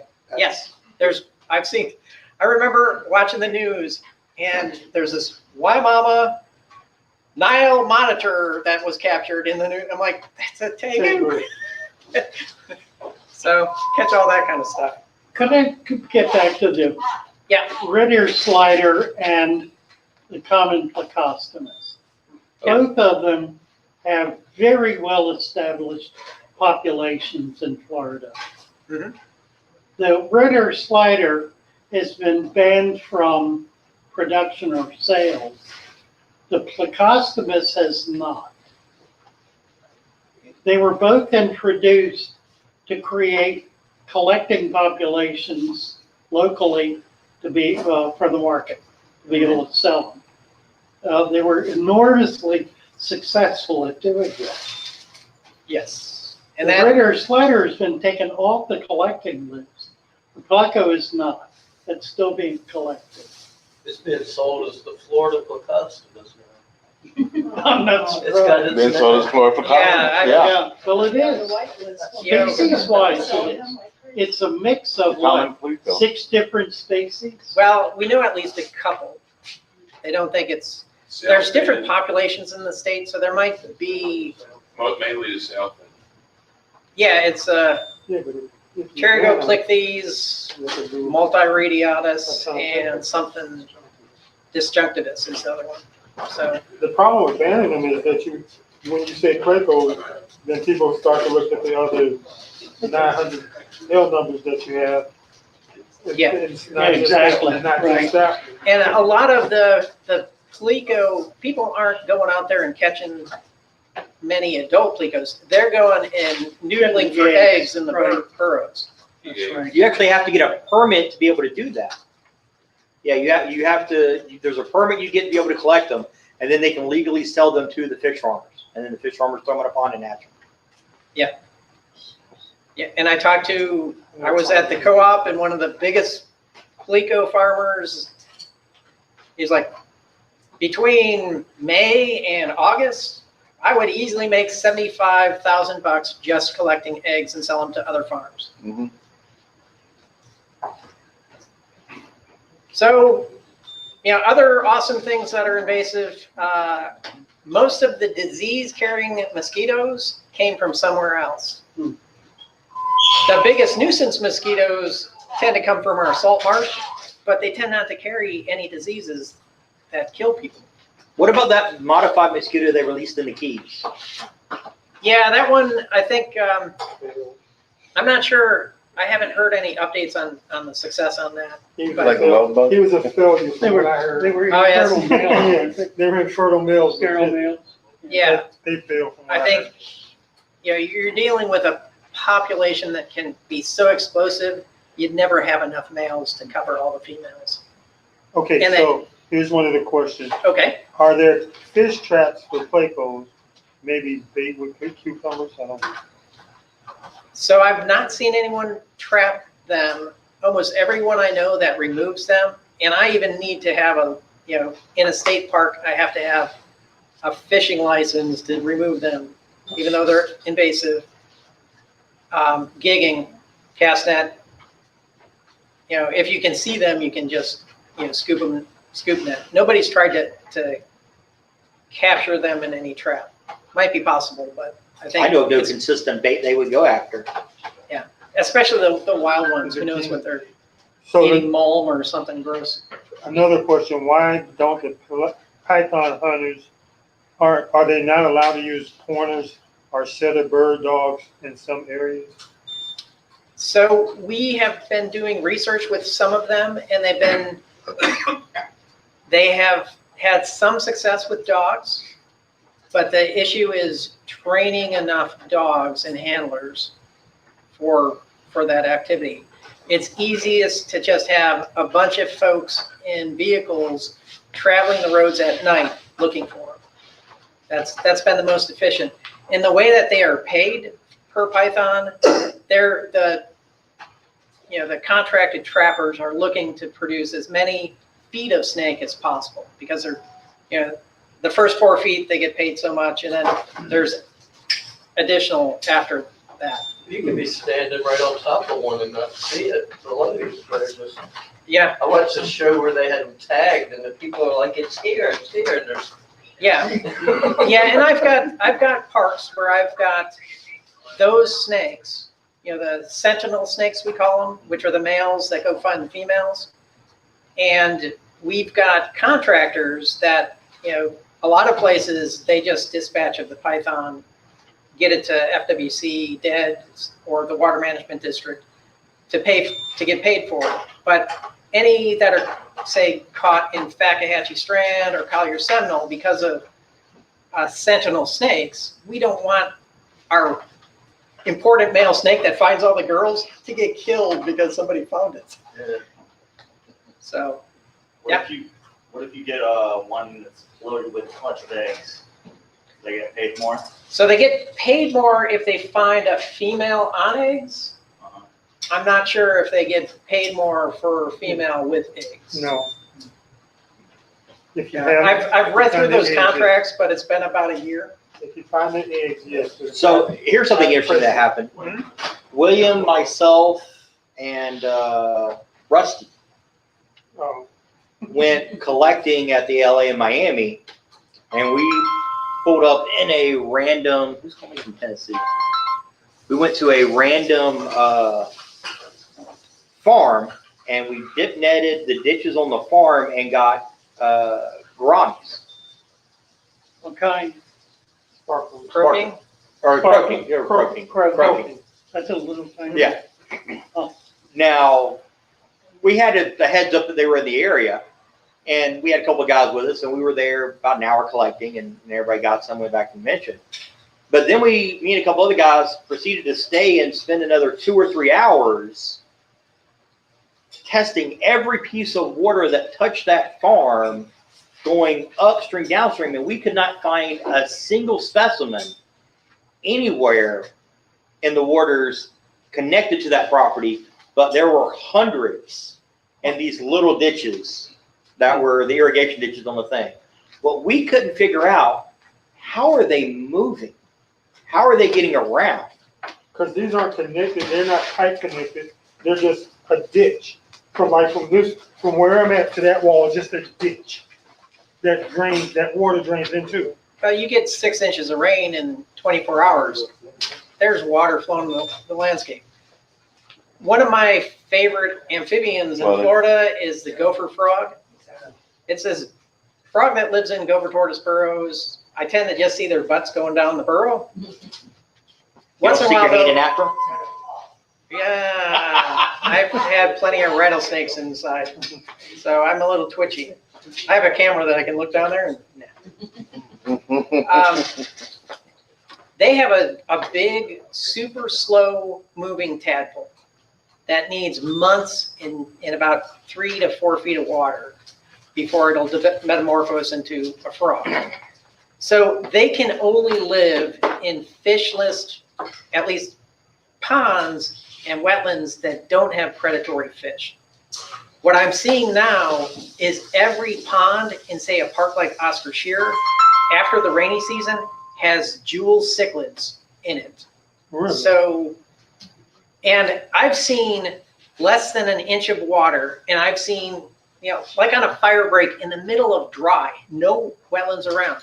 I've seen little jewel cichlids just going all over the place in like the sand scrub of Highlands Hammock State Park. There's just enough areas where there's just enough little rivulet of water moving that those fish make it into every isolated wetland out Do there. you think they're predating on anything? Oh, I'm sure they are. Especially, you see how they act with anything else in their tank? They're aggressive. They're very. How would a tadpole that doesn't move very fast fare? No, probably. They're wiping out all the flagfish and everything. You used to go to ditches and get the flagfish and the little gambusia, I've never caught. and now it's nothing but jewel cichlids. Maya. So these are toads that are frogs you're talking about in the Gulf, in the gopher holes. Is that frogs or toads? They're frogs. Frogs, okay. Because toad, The buffalo, pollywogs, Yeah. I guess fish don't eat those because Well, they do. they're a little more toxic, more toxic, Yeah. but they also take a lot shorter time, like 3 weeks, to go from egg to little toadlet. Because I've been able to feed my cichlids, tree frogs, Cuban tree frog, Tadpoles. tadpoles, and not the toad tadpoles. And you might ask how I can differentiate. Well, on my taller ponds, I'm assuming those are tree frogs. On the shorter ones, I'm assuming those are toads, and that's why they're not getting gobbled down. You talking about So- marine toads? I don't think they're marine toads. I've only seen 1 or 2 in the last 45 years in my yard, and the 2 were this big. I want to say it's the same one. So How long they live Typical for. American. How long do they live for? This is a January photo in the Fakahatchee. Shallow wetland, dead stuff all over the place. This was an Oscar in the middle of the Fakahatchee Strand. He just got froze. So some of the rules and regulations for fish in Florida are related to thermal limits. When does a fish die at what temperature? Oscars about if the water temperature gets below 50 in a fairly quick succession, they end up dead. Mayan cichlids, the same thing. The problem I'm about is 53 in my they area. don't all die. So enough of them survive these freeze events that, the next time they're ready to spawn, you just take over again. And then you have subtle speciation where maybe those that are a little more cold tolerant might be the ones surviving, and then if it's a genetic trait, they pass it on. And Yeah, and that's what they're seeing with Cuban tree frogs. They're finding them as far as Tallahassee, and it used to be Really? I-4 corridor Wow. was the break. So They they didn't, go- they weren't making it past I-4. Right. One of the fish that's important as far as these thermal limits are arowanas. Silver arowanas do this with cool temperature. Blue arowana, which is the nicer looking fish to me at least, they don't. So that's why you can't have one of those in Florida. It's because they can survive cooler temperatures. The blue So- can? The blues, Really? yeah. Oh. Which And that's one is the blue? You'll never see it. The The black? black. The one Well- they used to call the black ones? Yeah, it might Yeah. be blue and black. That's the same fish? I don't, I see them as blue on the list. Why are the red ones not allowed? That's federal. The red ones are not allowed in, the red Yeah, arowana. That's the Oriental. You have to have they have to be chipped and permitted to be allowed into the United States. Oh, so you're talking about the, No, he's talking arowana. yeah, but the one from Southeast Asia. The red one? Yeah, yeah, and that's just because it's a CITES species. It's endangered. Okay. And it's on an endangered Probably list. doesn't even exist in the one. They've been able to find it in years. Yeah. So, let's see, mosquitoes. What about the love bug? Did they bring that here to kill mosquitoes or just piss everybody Just to off? make love. All right, Don't you love it? so that is a good question. So there isn't a great love bug conspiracy where they were brought to the country to do this or that.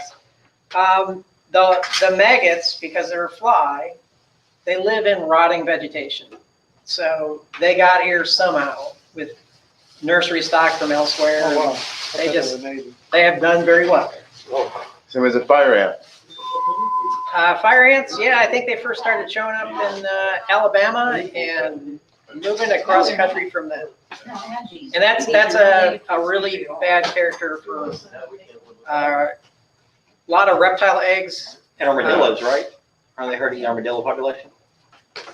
Are fire ants hurting the armadillo population? I don't think anybody's really that concerned about armadillo population, especially golfers. Are armadillos, There's a love bug. armadillos naked? So there have been some releases of armadillos, especially on the East Coast in the 1920s, but FWC considers them naturalized because, yeah, Where did they come from? Texas. Do we know? the Southwest. Texas. Yeah. They walked across, so. Yeah. Miami. The border's open, How so they can cross. about, Chris, how about Bahia grass? Bahia grass? That is exotic. It's somewhat invasive, but it hasn't hit the really bad list. If I get a park and I want to do a restoration project, I will herbicide that out and then I have to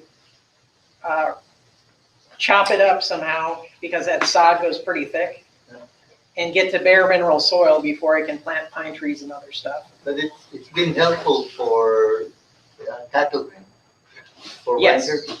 So Yeah. how is that? So How is that classified? it's in a state park. If I do a road project and I need erosion control sod, I have no choice but to use it. So we still use it in state parks. Where we're trying to restore something from, say, old pasture to something else, then we tackle that one. It's not, yeah, I don't have crews out spending lots of money treating that. Bermuda grass is much worse when we see that. So that one we tackle. It's more invasive. So regarding something like water lettuce, aka water spinach, I looked into seeing if I can collect it and ship it out of state, which only helps our problem. And every, organization I contacted, FWC, this, that, and the other thing, couldn't tell me anything about that. They had no way to answer that. They said I could, with a certain permit, if I had a farm, I can grow it to do something with it, and there's, a lot of restrictions around that. But to me to, just go collect it and clear out this pond and ship it out of state, they still, nobody ever got So- back to me. They couldn't. That one is on the prohibited list. That isn't even, you can't even get a permit to grow. So. I Unless you're had a farm. No, not even a farm. I had a, Water States has 3 different varieties. okay, but maybe, Grandfather. I'm gonna tell you, because Of water I have a nursery license. I have the ability to ship a plant. The guy, I wasn't charging him for the water, but I was gonna send him some. I got contacted by Florida Wildlife and Game that if I did so, I would be fined for shipping it to him for free. Yeah, that's one. Which means I no longer have a pond full of it. The people at Lowry Park Zoo, they always call me and they're like, hey, I have 50 manatees that are really hungry right now. Can I take all your water lettuce and water hyacinth? And they have to have real special permits to be able to do that, even just to feed manatees. So it's, yeah, it's. So what's the consequence if you call it water lettuce? Don't ask those questions. I have the regulations here, but the penalty part of that one isn't in that rule. So I'd have to search the penalties separately. I do not know. I just, I know with an aquaculture license, any of that stuff, I don't want anywhere around my house. Have you ever seen an albino Cuban tree frog? Yes. I have not. I've seen green ones that were just bright green that you'd like, that's the wrong frog, but I have never seen them. So, according to what I was told, I discovered albino Cuban tree frogs on Cape Coral, probably about 8-9 years ago. And I found some in a ditch right in front of my house. The tadpoles were gold, not black. So I brought them in. I kept watching for a few days. They didn't change to dark. Brought them in, developed them into frogs, sent them around the reptile community. My friend Bill Love, who's a world-renowned photographist, told me they're albino Cubans. Nobody else has them. You can name them. You can do what you want with them. Over the next few years, I kept collecting them out of that ditch, made over $100,000 off them. I waded through every single puddle of water in Cape Coral, and I never found them anywhere else except that one block. Where's that block at again? And then after 6 years, gone, never saw them again. And that's probably just, one male and one female, double recessive. Oscar Shear, I get more calls about in photos of albino Eastern Diamond Battleback rattlesnakes there than any place. And it might be that population is getting so small that they're inbreeding and that, But some of the regulations transporting are so insane. I remember when the ACA was at in Atlanta, and my farm in North Carolina had permits to do all Eniacanthus and Elasoma species, and they wanted to do a display of Eniacanthus catodon, because that used to be the black-banded sunfish. That used to be a fish in the hobby years and years ago. They had some speakers come over from Europe that were interested in that fish, and so they wanted me to do a tank. So we were going to bring 300. It's a protected species in Georgia. You have to have a permit to display them when we were doing it for educational. We couldn't even get a permit issued because they didn't even have a process in place to issue the permit for it, even though that's what their regs said you had to have. It ended up having to go to their basic thing was we had to get our state representative to propose the legislation to get that form made. And obviously I was not a resident of Georgia, so we couldn't do that. But yeah, so that's part of some of the holes in this is people that are trying to do stuff, they think it's good, they're trying to help. They literally don't have the infrastructure in place to even guide you on how to do it. And a lot of times that you just have to get a bill written up and passed to do some things like that. Yeah, they put it in the books, but nobody really thought it out. Right. I guess one of the, when we're talking about aquarium hobby, wetlands, lakes, island apple snail. This huge apple snail lays a bunch more eggs. Everywhere I find it, the native apple snail that lays just a few big eggs disappears. I only see pink eggs. I don't see white eggs anymore. Well, in general, it's a terrible thing. It consumes everything. Live vegetation, dead vegetation. So we don't want it in our natural systems. But the Everglades kite is doing much better in the state of Florida than it has in 100 years plus, because it has this new food source that is really dumb and big. And so places like the lake in Oscar Shear, Mayaca, 25 years ago, you would never have seen Everglades kites. They were like 41 corridor, Lake Okeechobee South. And now, they're, because of apple snails, this exotic apple snails, they're expanding their range. They're finding them Payne's Prairie by Gainesville. So. Wow, haven't seen them. Now, I know your job is to keep these specific areas as pristine, but for the rest of the state, do you feel the no, keep away is the best approach, or do we maybe need to look at a more better, how to integrate better and accept the fact that as a culture, we're expanding our range and therefore the things we have are moving with us, of maybe looking at a better way of integration as opposed to strict banning? Well, I think we're kind of stuck in Florida with what we've got, and things are being integrated. One tropical lizard is replacing another tropical lizard, so we're starting to see competition among like the geckos. One of the things with invasive species is that usually they have some unique reproductive potential that some of the native stuffs may not. But the first house gecko that everybody had on their house was an Indo-Pacific gecko. This is a parthenogenic species where it's all girls, no boys. They're all clones. One can start the population. You don't need to. Well, they've been replaced by a bigger gecko, the tropical house gecko from Africa.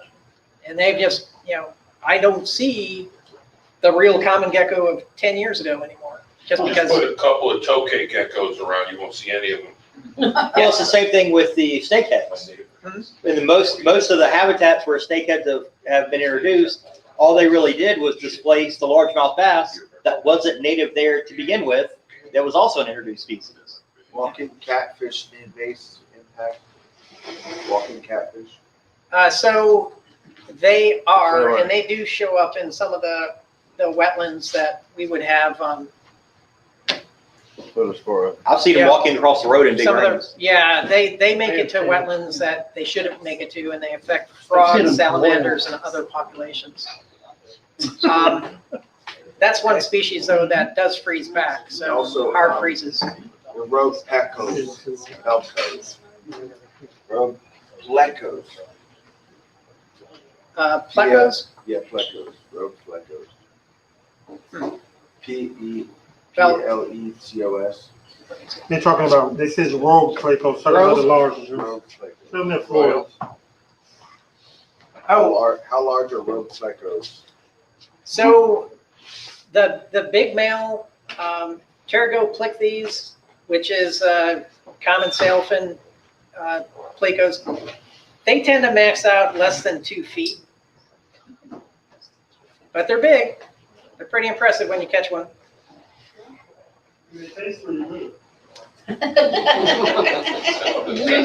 That's interesting. Cooked right. Yeah. Have you eaten them, Willie? Listen, he has 2 tenderloins.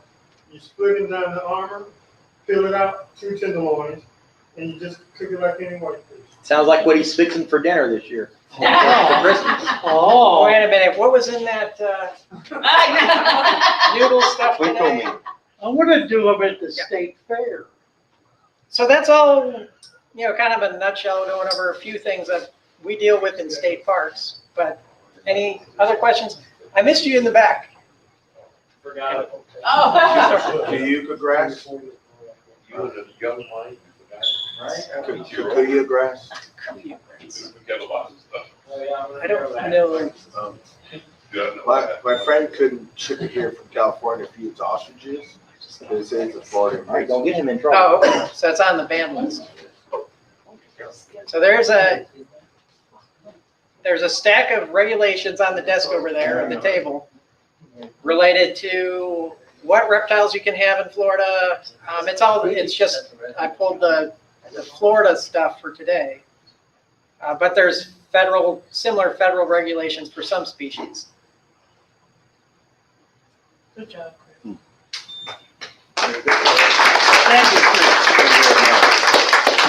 Thank you, Chris, very much. Do you have a t-shirt? Would you look at it? Oh, I have the box of all the t-shirts in my car. If anybody wants them. Anybody wants a t-shirt? You should give a t-shirt. The best question. Let's take about a 10-minute break and then we'll do the auction. Yes. Yeah, I'll do Looks like a that. girl brown. Yeah, it's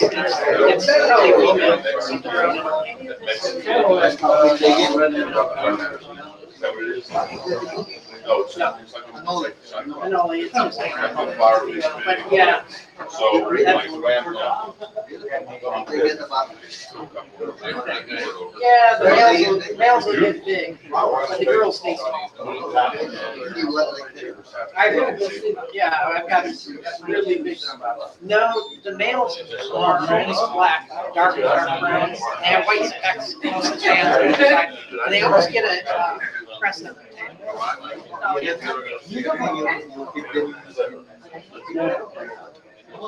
No, they're bad. They're not native, but I don't think there's too many of those to deal with, so we don't. Well, in this area, there's just two.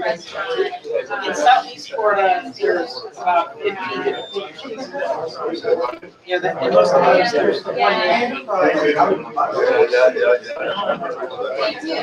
There's a green one that's native, and they disappear. So our native one.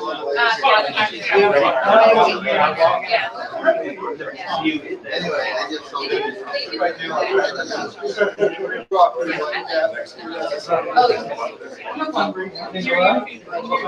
Got a lot of stuff.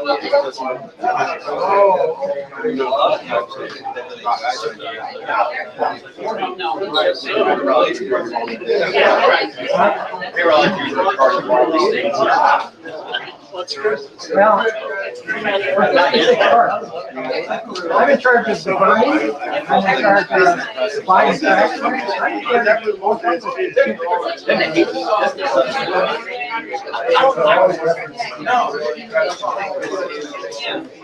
So, for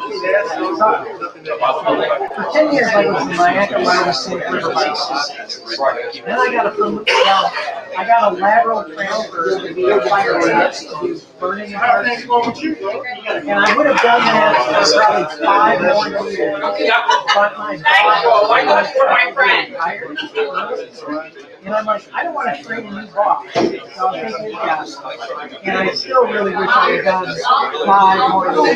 The problem with state parks is that I get to retire for somebody else to get a job.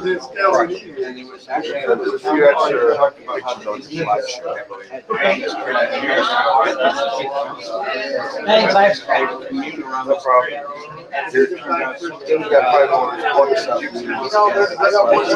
Well, yeah, I stole some of the pictures for a park photo. Actually, I didn't have time when I was on my files. I had invasive programs, invasive reptile programs.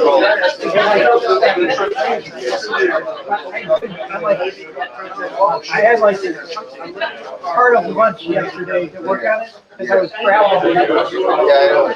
Drive before.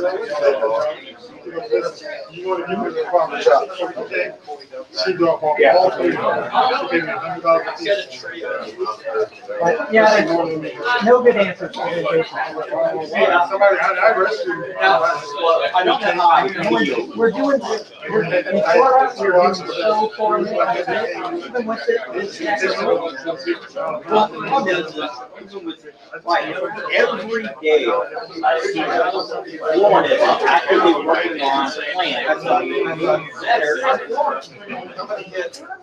I mean, yeah, they're doing food. well, I think, if you want to nursery, is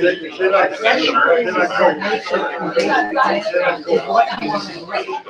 You want it to grow fast. You want to be able to produce a ton of them.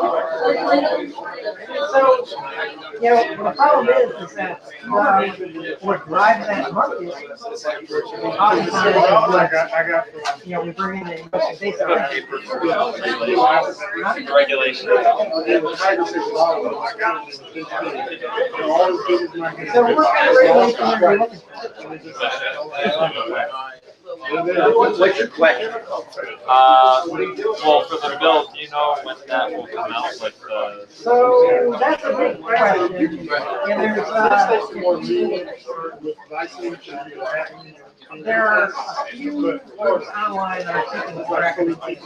And those are the people that really, I don't have Lacey Act related. But that's federal legislation.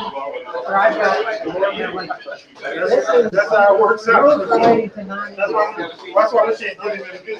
And this is kind of, all the species, marijuana, all except silver. You can't. Yeah. Prohibited. Well, I go into all these places, the importers, and they all have all these lovely freshwater stingrays. But the sea got still. I know a guy. I mean, I have a ballot, so, you know, I walked in there and looked at it and I said, I want that, you can't have it.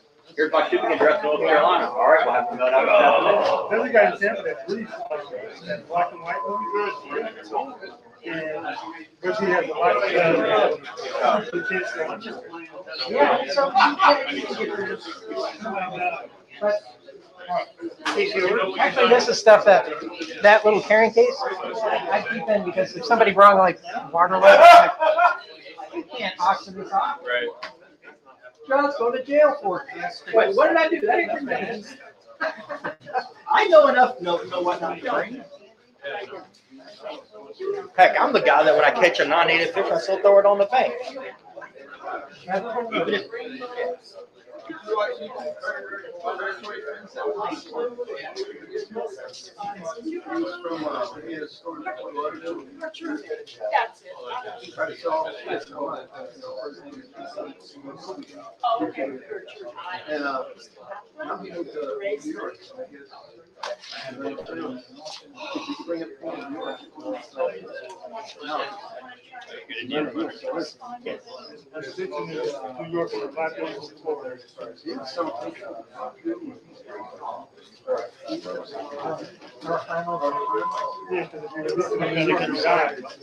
Y'all want to get started?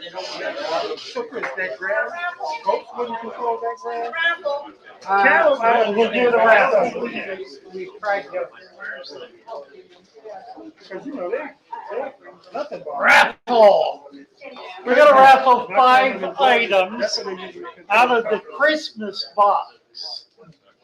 I don't know if you noticed the box up here with all the products in it. Those were gifts from the club to the members, and these are left over. So we're raffling them off 5 at a time. There's still some pretty nice stuff in there. What it called a ticket? Take mine, take mine. Oh, on the, He's mixing them up good. Read it all. 273 251. 251. No, it's not the one. Do it again. 251. You got him. Come on out and do a pick. Do another one.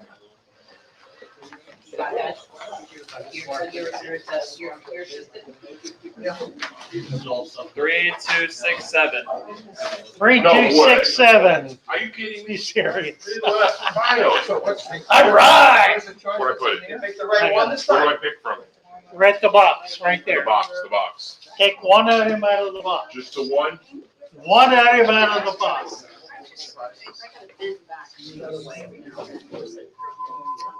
269. 269. Just grab something. Thank you. 269. You want the, coupon here? Oh, we're buying all. I see a 9. I see a 6, and I see a. 259. Pick another one. Pick another one. Yeah, don't worry. Alright, let's try again. 270.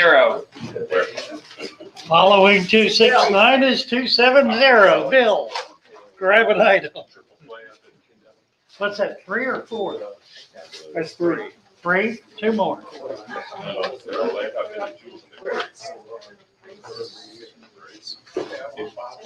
254. 254, is that good? 254. Bingo. Bravo, one more. 6. I like how we did that. Did everyone else first and got his. Ready? 246. 246. 246. Bingo. Yeah, do all. All right. Thank you all. That's that. All right, let's get started here. We have a lot of plants. My, Some really nice fish, including a trio, a really pretty trio of discus. Okay, I need somebody to hand me stuff. I got a runner. Do I have a number or no? I don't know if you do or not, John. All right, we got a lot of plans. Bulbitis, number 17. I'll go 10. How about $10 on the bulbitis? Is there 11, 11, 12, 13, 14, 15, 16, 16, 16 here? Is there 17? 17. 16 one spice sold for 16. The Chris, what's your number, Chris? 30. 30. Pothos, 98. 33, what's the second number? That's the bag number 33. That's the bag number, 98. This is Joe Pothos. Bag of Pothos, give me a buck. They're $1, right here. You got it. Donation. Oh, this is nice stuff. What is this? Donation, that's it's Pogo Stand Stellata Octopus. Oh, octopus, right. I've got some of this at home. Super plant, really nice plant. Octopus stellata. Is there a $5 bid? We have 1. 2, is there $2? 2, my 2, 3. 3 to you, 4. I'll do 4, 5. 5 here, is there 6? $6. $6 sold for $5. What's your number? Number 5. Another donation. That was, no, that's a donation. Donation. That was a donation. Yeah. It's a nice plant. That's a Apology. Moviatus. Bulbitis. Yeah. We have a bulbitis, Hanageton bulbitis, a bulb plant. These get magnificent and big. They die back every year and come back every year. So it's, pardon, the Hanageton, yes. Pardon, the Hanageton bulbitis. Moviatus. Pardon? Moviatus. It's bulbitis? Moviatus. Moviatus, yeah. Okay. Moviatus. I can't hear you. Moviatus. The other one you saw was bulbitis. No. Not bold, this No, Moviatus. this is bulbitis. They're a $5 bid on the Hanageton. $5 bid, 5 anywhere, 5 here. Now 6, is there 6? $6 in the back. 7, 8, 9, 9 here, is there 10? I need $10 for the ovations. $9 sold. What's your number, Doug? 14. Seller number 98. Who was the seller on that? Seller is, what's that? Sorry. 98. That was a That's donation. 98.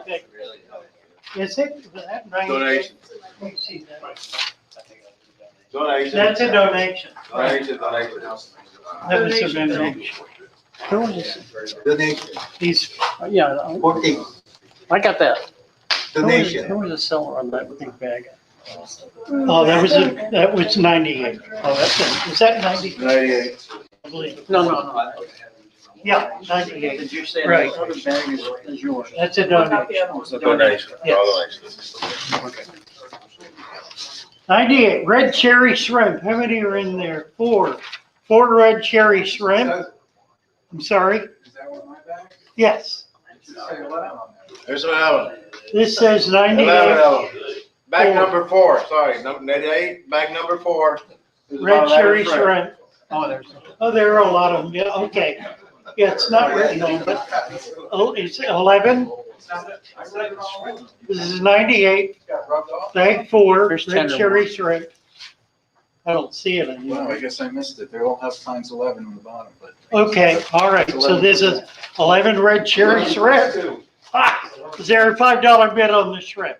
I'll take 5 here, 6, 7, 8, 9, $8 once, twice, sold for $8. What's your number? 24. Seller number 30. Wild caught bristlenose. So come on. You serious? A male? Wild caught from where? Wild caught where? The ditch. They were, so that came as an L24, which is completely wrong. And the only ones they had were Trinidad or Colombia. So this is yours. It's native caught. It's wild No. caught. I bought, or was supposed to have a L24, a $75 Plico in the bag, and that's what showed up. Oh, I see it. It's a And bristle. so I don't know, because they got it so wrong, if they sent me the Trinidad version of their bristle nose or the Colombian version. In any case, we have a $75 fish here. A male eventually got the right bristle fish. nose. Is there a $5 bid? $5 bid on the male bristle nose. You got We have- it. I'm sorry, you go back up a little bit. 5 is there 6. $6, 6, 7, 8, 8, 7, 7 once, twice they're $8, sold for 7. Number 24. Seller number 98. Because they had a sticker with the 24 on it. Okay, good, all right. Those are really cool, huh? This is Joe, this is 3 male long fin veil tail cherry barbs. How stunning, and they're big. They're not little tiny ones. These are 1.5 inches long. Very, very pretty fish. Long fin veil tail male cherry barbs, 3 of them. Sarah, 5, we have a 10. 10, 11, $11, 11, 11, sold for $10. You got it. Golden. That was nice. Seller number 60. Oh, I love it. This is. What's your number? Bench. 16. 16. Bench Aquarium Atlas. This is the key book for the series. This has everything in it. Holy Grail. It's amazing. What edition is this? I can't even read anymore. 93. 1993, volume 2. That's a great book. This is phenomenal. Is there a $5 bid? Saltwater, freshwater? It's fresh. Fresh. It's all fresh. I got a 5. We got 5 here. Is there a $6 bid? 5 once, 5 twice, sold for $5. Wow, it's a steal. That's a steal. There's a series that I was given some years ago of the saltwater. It's 3 books in the series in plastic binder. They sold for $100 originally. They're listed now on Amazon for $700 for the set. Java moss, number seller 59. Bag of Java moss, they're a $1 bid. $1 bid. 1, 2, is there 2? $2. 2, 3, 4, 5, 4. Is there a $5 bid? Sold for $4. And seller number 98. Looks like a female albino. Albino pleco, probably a female bushy, looks like. Seller 98. This is Joe's.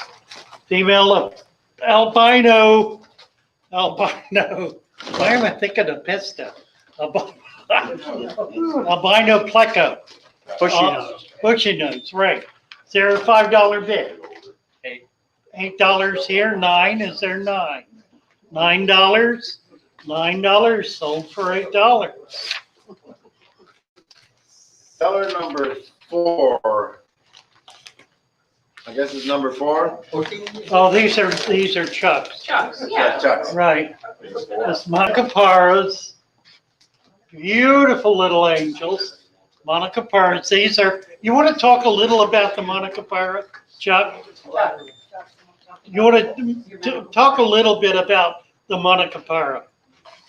Say, it's a hybrid, it's a mixture of, well, it's not a hybrid, it's a mixture of Monica Angel and some other one, I don't know what it is. But they get enormous, they're really tough. It's got a lot of wild blood in it, so it's good to crossbreed with your other Asians. Real hardy, frisky. Strong, big, pretty fish, great conformation. 3 in a bag. Is there a $5 bid? $5 bid. Is there $5? 5 here, 6, 7, 8, 9, $8 once, twice, sold for $8. Oh, right there. Bronze Crypt, Wendy, bidder 7, number 17. 17? 17. This is a bronze crypt. These are beautiful plants.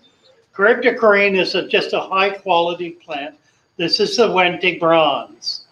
They're a $5 bid. Very high quality plant.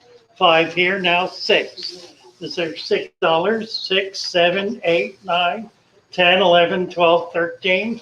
13. Is there 14? Is there $14? 14. Sold for $13. Number 17. And your number? Number 17 seller. 17 seller. Buyer number 10. Is that right? Ryan. Dwarf Sagittarius. Dwarf Sag, seller 14. Says Crypt Green Medium, but it's not. It's Dwarf Sag. So, number 17. 17 again. Yeah. Is that what it says? It looks like 14 to me. What do you think? 14 is this? Who says 14. this? It is 14. Yeah, bidder 14, seller 14. This is a bag full of this beautiful dwarf sag. I'm gonna lose it. A bag full of it, $5. They're a $5 bid. This is a nice plant. There's a piece on the floor, Lou. Oh dear. I'm just gonna bring that home later. Right, that's mine. All right, I get everything that falls on the floor. You stuck in old bags. We have $5 now. 6, 6, 7. Where'd the 5 come from? 7. So there with that. Right. Okay. We have 6 now. 7, 8, 9. $8 once, twice. Sold for $8. Number 7. Number 7. Number 85. Albino Koi Guppy Trio, seller 95. Oh, are these stunning? They are. Gorgeous, gorgeous female. Which albino? Is it albino red? Or- It's an albino red, yes. Oh, They're koi, albino koi. You said that. My, they're pretty. Magnificent females. And there's a little blue shrimp in there. It's a free shrimp. Free shrimp, right. Albino Koi Guppy Trio. How about a $5? We have 5. Now 6, 7, 8, 9, 10, 11, 12, 13, 14, 15, 16, 17, 18, 19, 20, 21, 22, 22, 22. Sold at 22. You got it. 95.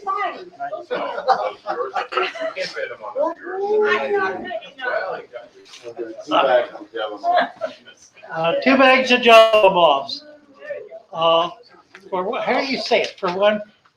Per the money. Per- Same money. Same Per money, the- per item, Yeah. per item up to 2. Times the money. Times the money, right. Thank you. Hey, are we broadcasting the auction? We are. Oh, God. Are they talking about it? Yeah, they probably are. They're not saying it. Are we gonna get? Java Moss, Java Bids over Moss. the phone? They're $1 bid for Java Moss. Who's the seller? They're 98. This is Joe's. We have 1 here now, 2. $2.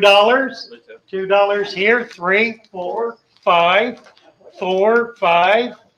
$4. They're a $5 bid. You want one or both? I want the other one.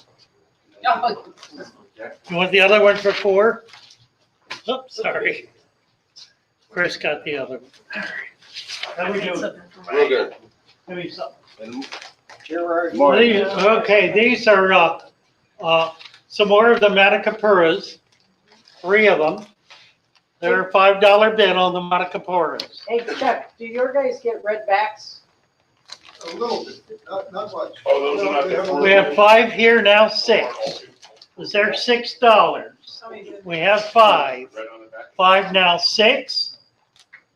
6. Yeah. 7, 8. 7, 8, it's our $8. $8 bid for these. $7, what's your bidder number? 56. 56, he thinks. Thank you. So number 60. Marine fishes. Scott Michaels Marine Fishes. How about a $1 bid? $1 bid. $1 bid. We have 1 now, 2. So $2, my 2, you're 3, $3. Now 4, 5. We have 4 now, 5. $4 once, twice, sold for $4. Number 10? Number 10, yes. So number 98. Seller 98, Zip. Say phosphorus alvarez. Zephyrus alvarezi. Thank you. Chipaz swordtails. We have a trio of Alvarez swordtails. Nice fish. So it's got the right outline on the tail and it's got the red line through the body. It's just different from what I'm used to from other locations, and the sword is not at the angle that I normally see, but it does match online for other examples from that location. So Do you get all that? This is number 98. It's Joe's fish. I know. Is there a $5 bid? 5 now, 6. Is there $6? 5 now, 6. 6, 7, 8, 9, 10, 11, 12, 13, 14, $13. Once, twice, sold to Chuck for $13. Topaz, number 30, so number 30. Topaz cichlids, these are wonderful. They are pretty. A Mediterranean near knife, it's a pair. Little dwarf cichlids, I love dwarf cichlids. Seller 30. Is that a dwarf? These are a dwarf, yeah, they sure are. Okay. Topaz. Is there a $5 bid? We have 5. Now 6. This is our hardwater, right? Yeah, 6, 7, 8, 9, 10. He got 10, 11, 12. He's at 12. 12. Is there a $13 bid? $12. Sold for $12. Nice fish. So number 98. Needle Neef Water Sprite. Yeah, this is a prettier water sprite with tiny little needle-like leaves. Water sprite, $1 a bag. Probably going to Seagrass. $1 a bag. I'll do it all. Seller 98. We have 1 now, 2, 3, 4, 5, 6, Wisteria, no. 5. Is there 5? Is there a $6 bid? 1 or both? Okay, $5 to Chuck. 2 bags. 2 bags at 5 each. 2 bags at 5 each. Donation. Oh, Donation. okay, tell me, this is the octopus. Okay, that's the Pogostenon stellata. Pogostenon Right, stellata. Pogostenon salata, Octopus. also called an octopus. It has a lavender underleaf. Yeah, I've got some of this at home. I'm just excited about it. Does it go It's a long? great, great Or is fish. it like- Yeah, it just keeps growing. Really Right. long. They'll get really long. We have 5 back here, my 6, 7. I have a dwarf one. Do we have 7? $6 is our 7. $7 bid. 6 once, twice. My bid, $6. That's a donation. Another donation, yes, sir. Yeah, just over there. The back. Yeah, put it in that box. Who's got that? I did. Oh, you did. Another Apanageddon ubiasis. There are 2 of them in here. There's one, but yeah, it looks like a double plant. Oh, it's the same one as that. I see. Another opaceous. These are a beautiful, beautiful plant. They have a long, ripply kind of leaf. Very, very pretty plant, and they get really quite large. Apology, this is a donation. Is there a $5 bid? Now $6. $6, 6, 7, 8, 9, 10, 10, 11. Is there $11 bid? Sold for $10 to the good doctor, number 14. Looks like number 30 of the sell on this one is a pair of bettas, male and female. 20, number 20, number 20. Okay, it's a pair. It is a pair. Looks like a pair. Yeah, they got along. I would say it's a pair. What do you It's a think? pair. It's a pair. Real pretty pair of bettas. A blue, an American beauty, and the female is a pink. Very pretty pink color. Is there a $5 bid for the pair? We have 5, 6, 7, 8, 9, 10, 11, 11. Is there 12? $12 bid, looking for 12. Sold for $11, right there. Fishes of Lake Kariba. 98 That's was a collector's 12. book. Got that. What, to get the seller was 20. Buyer was 98. $12. Fishes of Lake Kariba. Number 60. Africa. This is another one of, Is Kariba The Bellows. a Rip Lake or something else? I think it's Lake Kariba. It's got, well, let's see, let me look at them. What are they? Because I do See West if African I'm not things, sure. and not so It's much. got to be a lake. It is a lake. Yeah, is it West African or Rip? Near Victoria Falls. That's center part of this, Central Africa. Kariba Dam. Well, anyway, yeah, it's interesting. Taking out a dam on the Mayaca River this week. Yeah, really. No, I am. Really? What? Yeah, What? the weir on the upper Mayaca Lake destroyed this week. Really? Yeah. Wow. How come? Because I've tried to do this for 20-some years. Oh, you I managed to finally pull it got it off. funded. Well, all right. This has got a lot of neat fish in it. $5 bid, Lake Kariba. Mostly cichlids, also some, I don't know, what are they? Carisons. Altivelis. $5 bid. There, $5, $4. Give me 4. Somebody give me a bid on the book. $2, 3, 4. We have 3, 4, $3. Once, twice sold. Like I don't have enough to do. Java Moss. Really. Another, oh, here's a Java. Number Little bit 59. number seller 59. Java Moss. How about a buck? For Java Moss. Take it from. $2 there, 2, 1. There, $2 bid. Sold to Andy for $1. Hey Lou, Yeah. Alien World Aquatics wants to know, Crebensis? Crebensis. Yes. And polar blue cichlids. What about him? He wants to make an awesome hybrid. And how does he do that? Oh, I don't know. I'll tell him, call me back. Very, very white. Yeah, tell him get on Discord. Okay? Get on Discord and we'll deal with it there. It's a good question. Sell number 98. 98 blue jelly shrimp. 11 of them. 11. Seller 98 blue jelly shrimp. Pretty blue shrimp. 11 of them. We have $6. 7. Is there a $7 bid? $7 bid. Looking for $7. Sold for $6. You got a takeaway. Red cherry shrimp. Same deal, a bag of red cherry shrimp. They're $5 bid on the red cherries. Everybody's got, we have 5 over here now, 6. They're $6. $6. Sold for $5. What's your number? 43. These are tough platinum veil angels. Platinum veils, oh my word. Stunning angelfish. Platinum veil angels. Yes, Chuck. That's the last bag I'm gonna have for a while. Okay, so we're not gonna have more of these. We have a $5 bid. Is there He six? says that every 3 months. Six here, 7, 8, 9, 10, 11. 10, is there 11? $11. Sold for $10. Right there.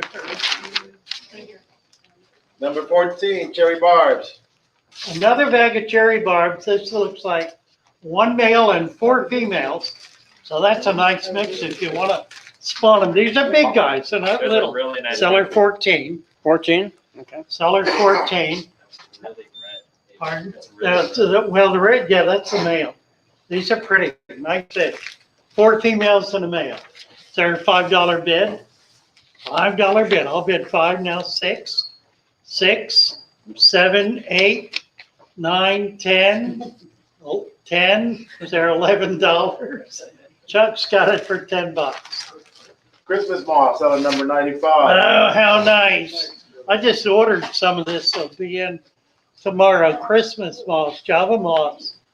Christmas, $3, now 4, 4, 5, 6, 6, 6, now 7. Is there a $7 bid for the Christmas moss? We have 6. We have 6 sold for $6. Chris got it. I'm gonna get that in a lot of water. Seller 98, Brazilian pennywort. Free snail eggs, right. Brazilian pennywort. How about $1? Is there a $1 bid? Brazil, it's a nice growing plant, pretty plant. Brazilian pepperwort, $1. Pardon? 1 in the back, now 2. Yeah, it's a floater. Yeah. 2, 1. Is there $2? Sold for $1 in the back. What's your number? 98. Number 10. Yeah. Seller number 14. Yeah. A bulbitis. A bulbitis. Wow. Seller 14. Very nice plant. It's a fern, bulbitis fern. From Africa. From Africa, so it's going to grow on driftwood, or you're going to attach it to a rock or whatever. Pardon? Bulbitis? Yes, bulbitis, yes, $5 here. Now 6. Is there $6? $6. Sold a barb for $5. Oh, here we go, guys. Here we go.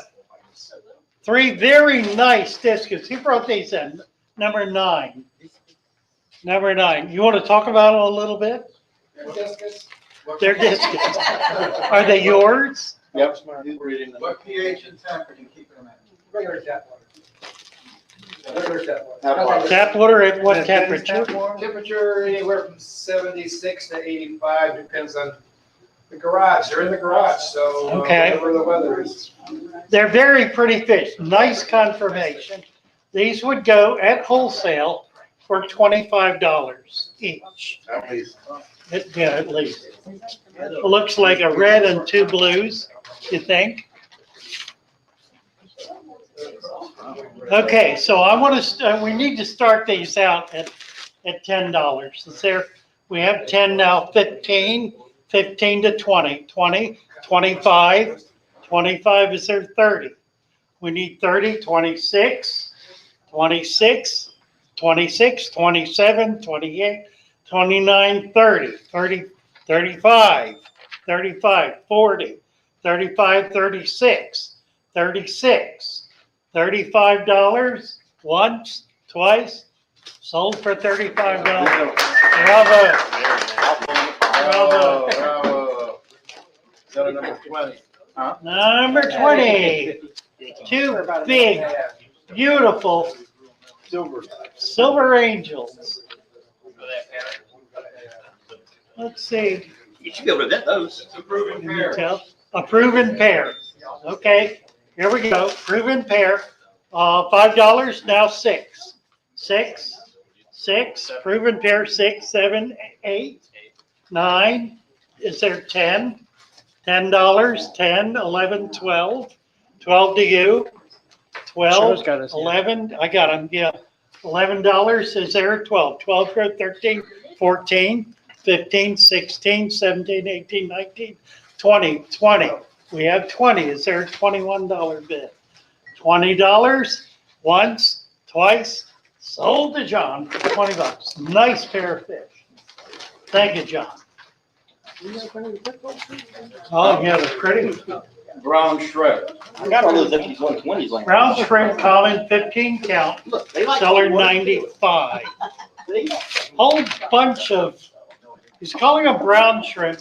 They look to me like they've got some blue in them. They're nice. What do you think? I don't know. Look brown to me. They look, yeah, brown. We have one, is there $2? Two, $2, 2, 3, 4, $3 once. You're $3, $4 once, twice, $3, sold for $3 to 98. 95. Beautiful. Still number 30. Oh my God, a double red Episto, male. Double red Epistogramma agassiz. Double red. This is a $15, $20 fish. Is there a $5 bid? He didn't have a girlfriend at that size. I'll do 5, 6, 6. Is there $6? $6. $6. 6, 7, 8, 9, 10. $10. 10 to the back. Is there 11? $11 bid. $11 sold for $10. 98. Seller 30.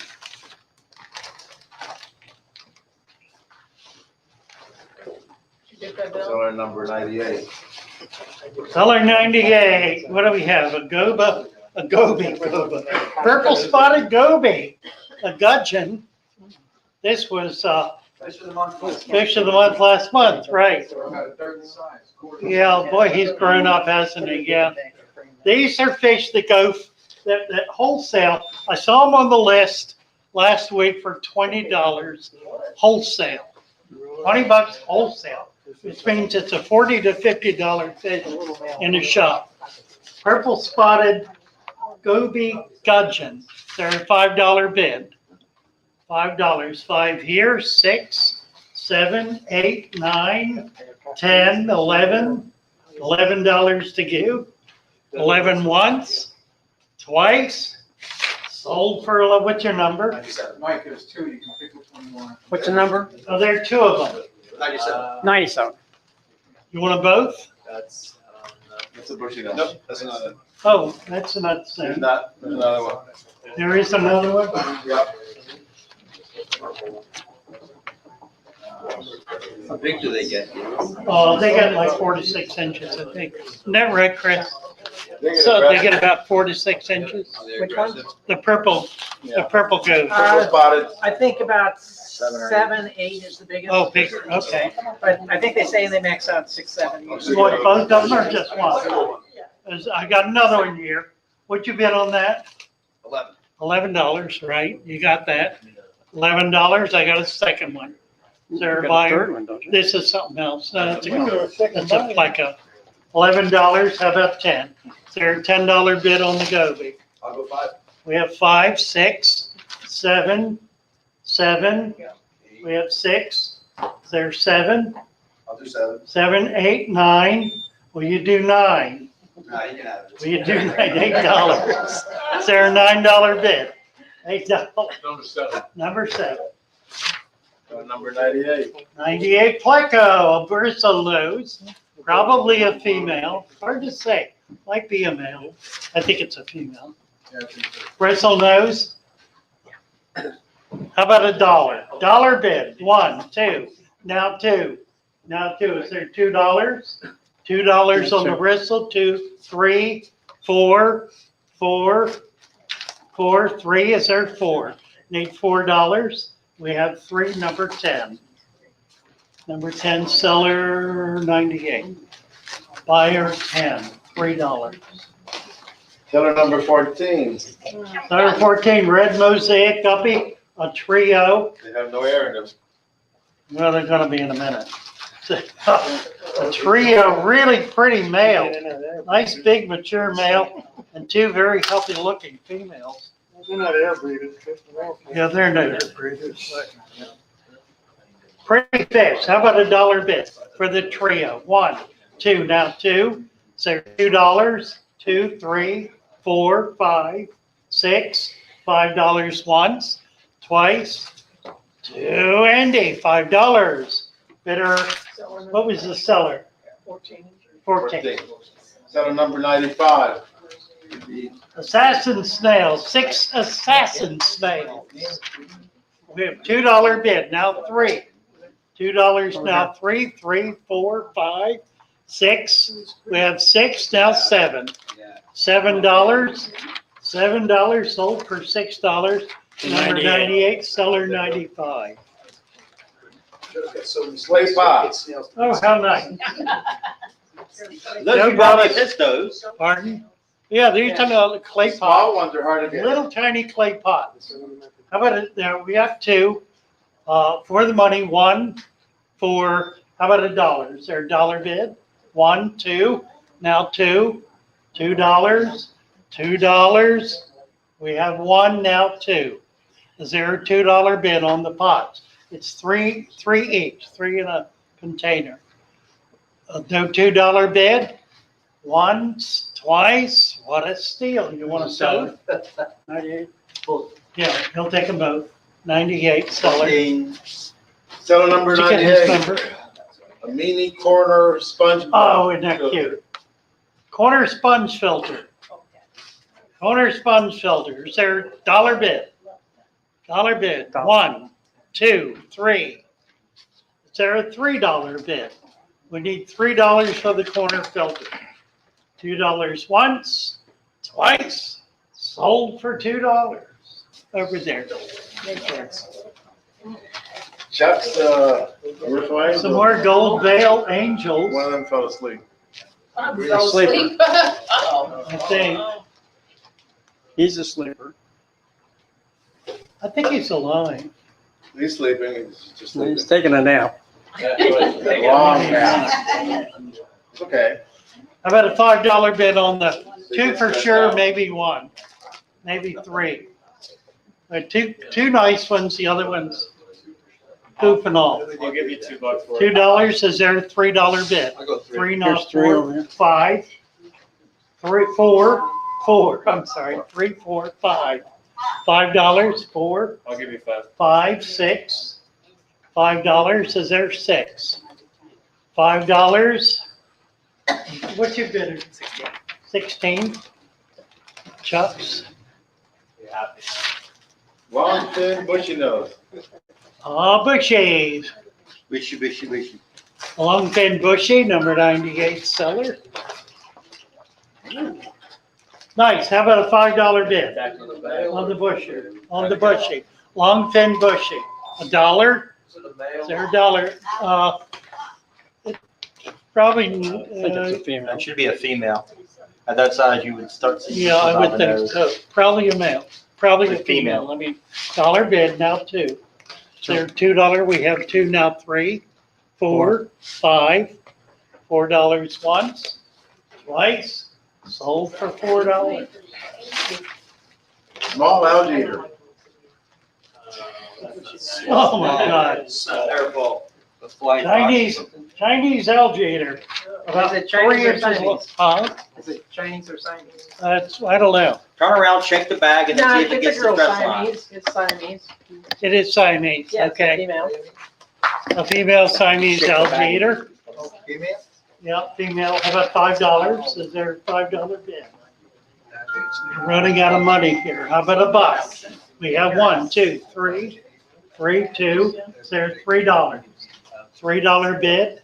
We have 2, now 3. 2, now 3. Sold for $2. What's your number? Seller. Everybody needs a tank. 10-gallon tank. What's the seller's number on that? I'm sorry. Did you get it? Seller number 98. 198, nice 10-gallon tank. Look clean, brand new, very clean tank.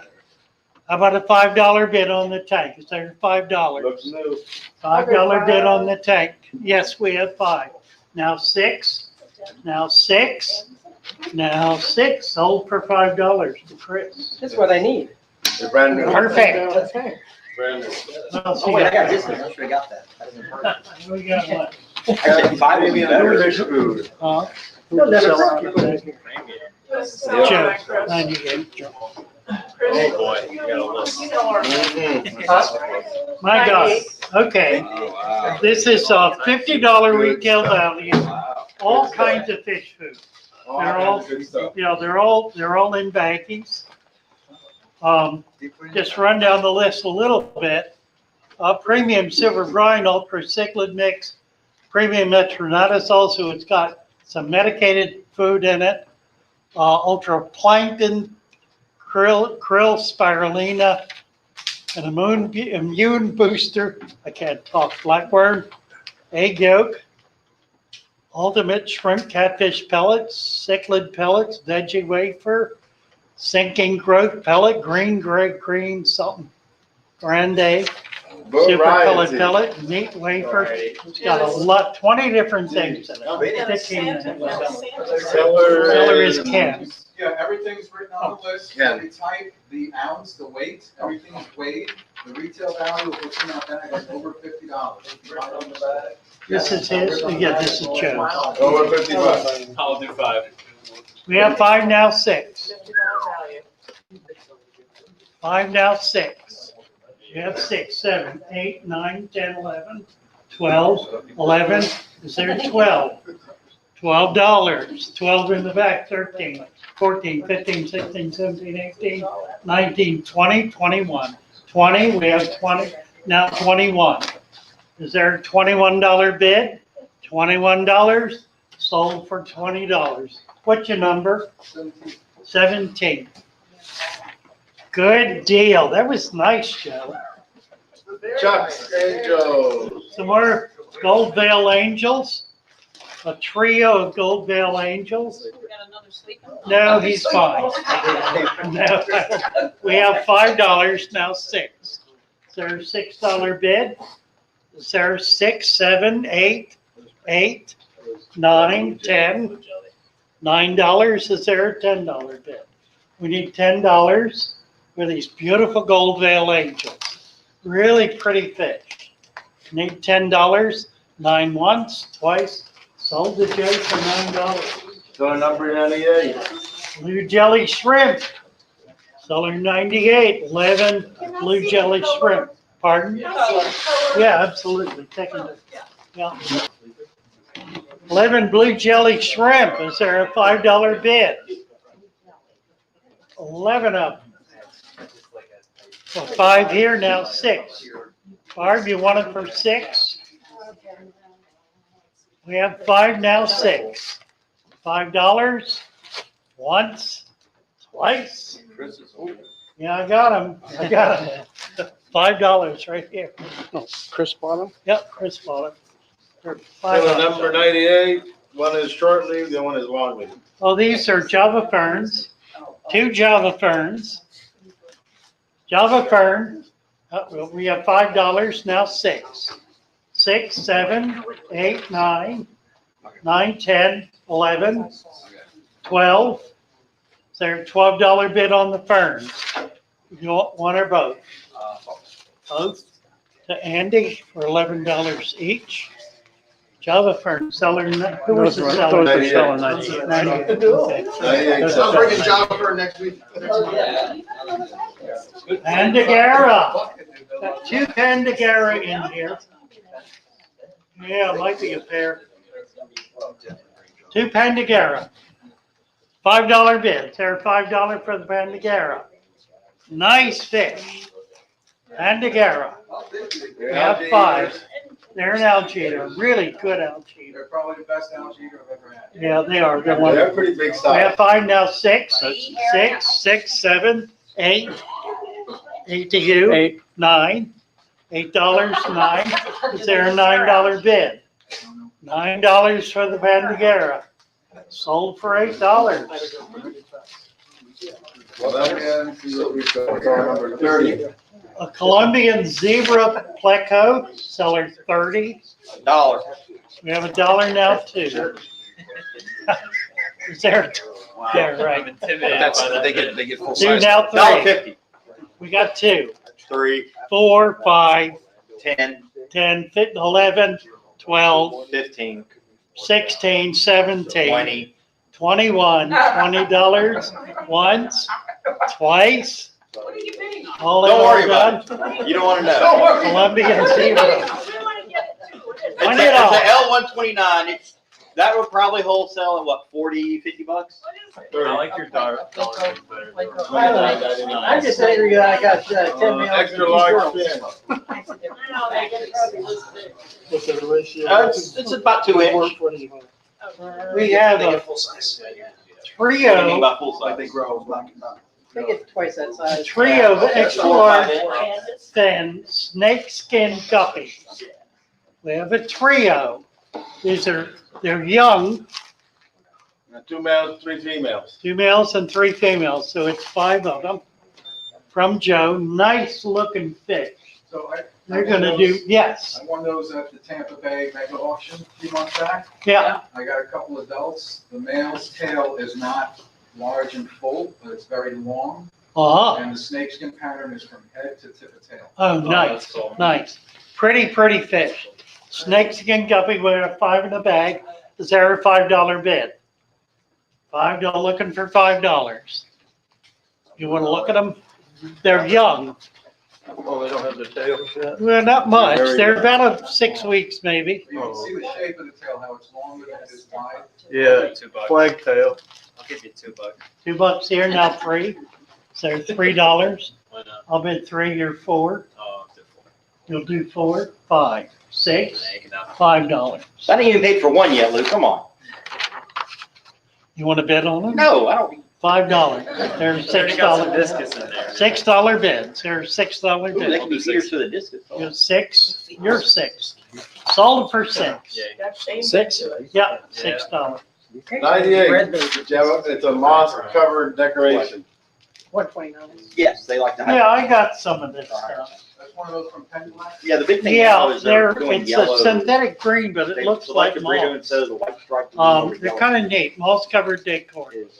How about a buck for the moss covered decor? It's fake before, but it's real moss. I don't think so, because I've got some that's been dried out for a month and it's still bright green. Really? Yeah, Looks like moss. I knew it looks like it. I don't think it is actually. Take your chances on it. It's very pretty. It's really quite nice. We have $1 here, now 2. Is there 2, now 3? 3, 2, You gotta think now about where they 3. come from. They're breeding on. $3 bid. Was that a bid? They're not. Three- I mean, everything $3. that's going on South America is Is there a cave $3 spawning. bid? Sold for 2 to Like go dig a hole. Everything's, 2. so we call it cave spawning. Rat in the wild is actually just spawning in between. Letter number 98, Programmer. Pearl gourami. This is my favorite of the large gouramis. That looks, is that a male? That's a male. I don't know, is that a, what do you, I think it's a female. That looks like a female. I think it's a female, yeah. These are a wonderful gourami. Most large gouramis are mean, tough, aggressive. These guys are not. You can keep them with anything and they're gonna be gentle fish. Pearl gourami, how about a buck? Right here, 2, now 2. $1 now 2, bid 2. Sold 2, 3. You're 3, 4, 5, $4 now 5. Is there a $5 bid? We have 4 now 5. Sold for $4. Red Ram Horse, seller number 14. Bag of snails. Red ram's horn. How about a buck for the ram's horn? Puffer food. Puffer food, right. $1 for the ram's horn. Pretty ones. These are kind of bright red, some of them. Eat plants? Huh? No, they don't eat plants. No. We have a bid over here, $1 now 2. Is there a $2 bid? A $2 bid. Sold for a buck. 14? Number 14, yes. Seller 14, buyer 43. Seller number 98. Now look at this. These are Pacific barnacles. Pretty little cluster of Pacific barnacles. Yeah, they are cool. How about a buck on them? Have $1? Pardon? Well, little fish will go in them. Certain little fish like cichlids or shell dwellers will nest. dwellers going on. Shell dwellers, yeah, they will, absolutely. Dollars are dollars. Is it peely? Like, No, not at all. No, it'll stay just the way it is. I'll give you $1. We've done $2, $3, $2. Once, twice, Chuck's done them for $2. He didn't know he bid $2. Seller number 98. Female betta. Blue and red female betta, a big girl. She's got an egg spot. So she's ready to go. Number 98, we have $1 now, $2. $2, sold for $1. Wow. Number 43, is it? Number 98, guppy grass. Guppy grass, bag of guppy grass, how about $1? $1, 2, 3, 2, 3, is there 3? Is there 3? $2 bid to Chris. Got some Bag of freaking lighters. Here's another Bovitis. That's the bigger bag. Oh, this is nice. Another Bovitis. That's a Save it fern. for last. Yeah, it's pretty. Pretty. $5 now, 6, 6, 7, 8, 8 to you, 9, 10, 11, 10, 10 once, 10 twice. Sold for $10 to Barbara. What's your number, Barb? 95. 95. Fire belly, fire red shrimp. Seller number 95. Seller 95. What does this say? Brett's line. Oh, it's the Brett's line. Lucas Brett's line of fire red shrimp. Award-winning. Yeah, they are award-winning award-winning. shrimp. They are absolutely. And Yeah. I call out the bad ones. There are 10 of them in the bag. We have 5 now, 6, 7, 8, 9, 10, 11, 12, 13, 14, 15, 16, 17, 18, 19, 20. 20 is their $21 bid. $20 to Joe, number 98, seller 95. $20. $20. Frog bit, bag of frog bit. How about $1? Give you $1 for it. We have 1 now, 2. Is there 2? Is there 2 for the frog bit? Sold for $1. You got his number? Seller number 98. What else we got here? 2 heaters and a pump And a sponge filter. and a sponge filter. Okay, I'll do all 4 for $10 bid. Is there a $10 bid? We have 10 now, 11. Is there 11? 10 now, 11. It's $30 worth of stuff here, used. We have 10 now, 11. Joe. We have 11. Turn. We have 10. I'll do 11. We have 11 now, 12, 13. 12 now, 13, 13, 13 sold for $12 to Valerie. Pink belly side. All Joe's. Is that 98? 98, yes. $12. I do too. Is that all right, Joe? I know. What else we got? Oh, the turtle. Making a decision about the turtle. He's taking it back. Nice turtle. He's like, I don't That's know. a side ear turtle. Really nice How turtle. big does it get? He wants $30. They get like that. They don't get real big. Is that all? I sold them in my shop for $50 on the side neck. Do you remember how much you got Who got the pair of bettas in the cup? It was Me. well, Chris did. No, No, Joe did. Joe did. What'd you pay for him, Joe? 11. Okay. Is that it? We good? I didn't mark him down. So, Are we good? We got through everything. Thank you all. number 24. Lovely to have you here. Great You evening. didn't sell anything. Then you owe me $15. Yeah, bring it. Let me get over here. to- He'd have made $100 tonight. Next time. I'll look forward to it. I like your plans. All right. All right, where are we? So all of our friends on YouTube have hung with us through the evening. Delighted to have you here. It's been fun. Come on back tomorrow night. We'll be with Fishy Business tomorrow night at 8:30 from Father Fish YouTube channel. Good night, all. Thanks for being here. Bye-bye. Say goodbye, everybody. Bye. Okay, we're good. Thank you.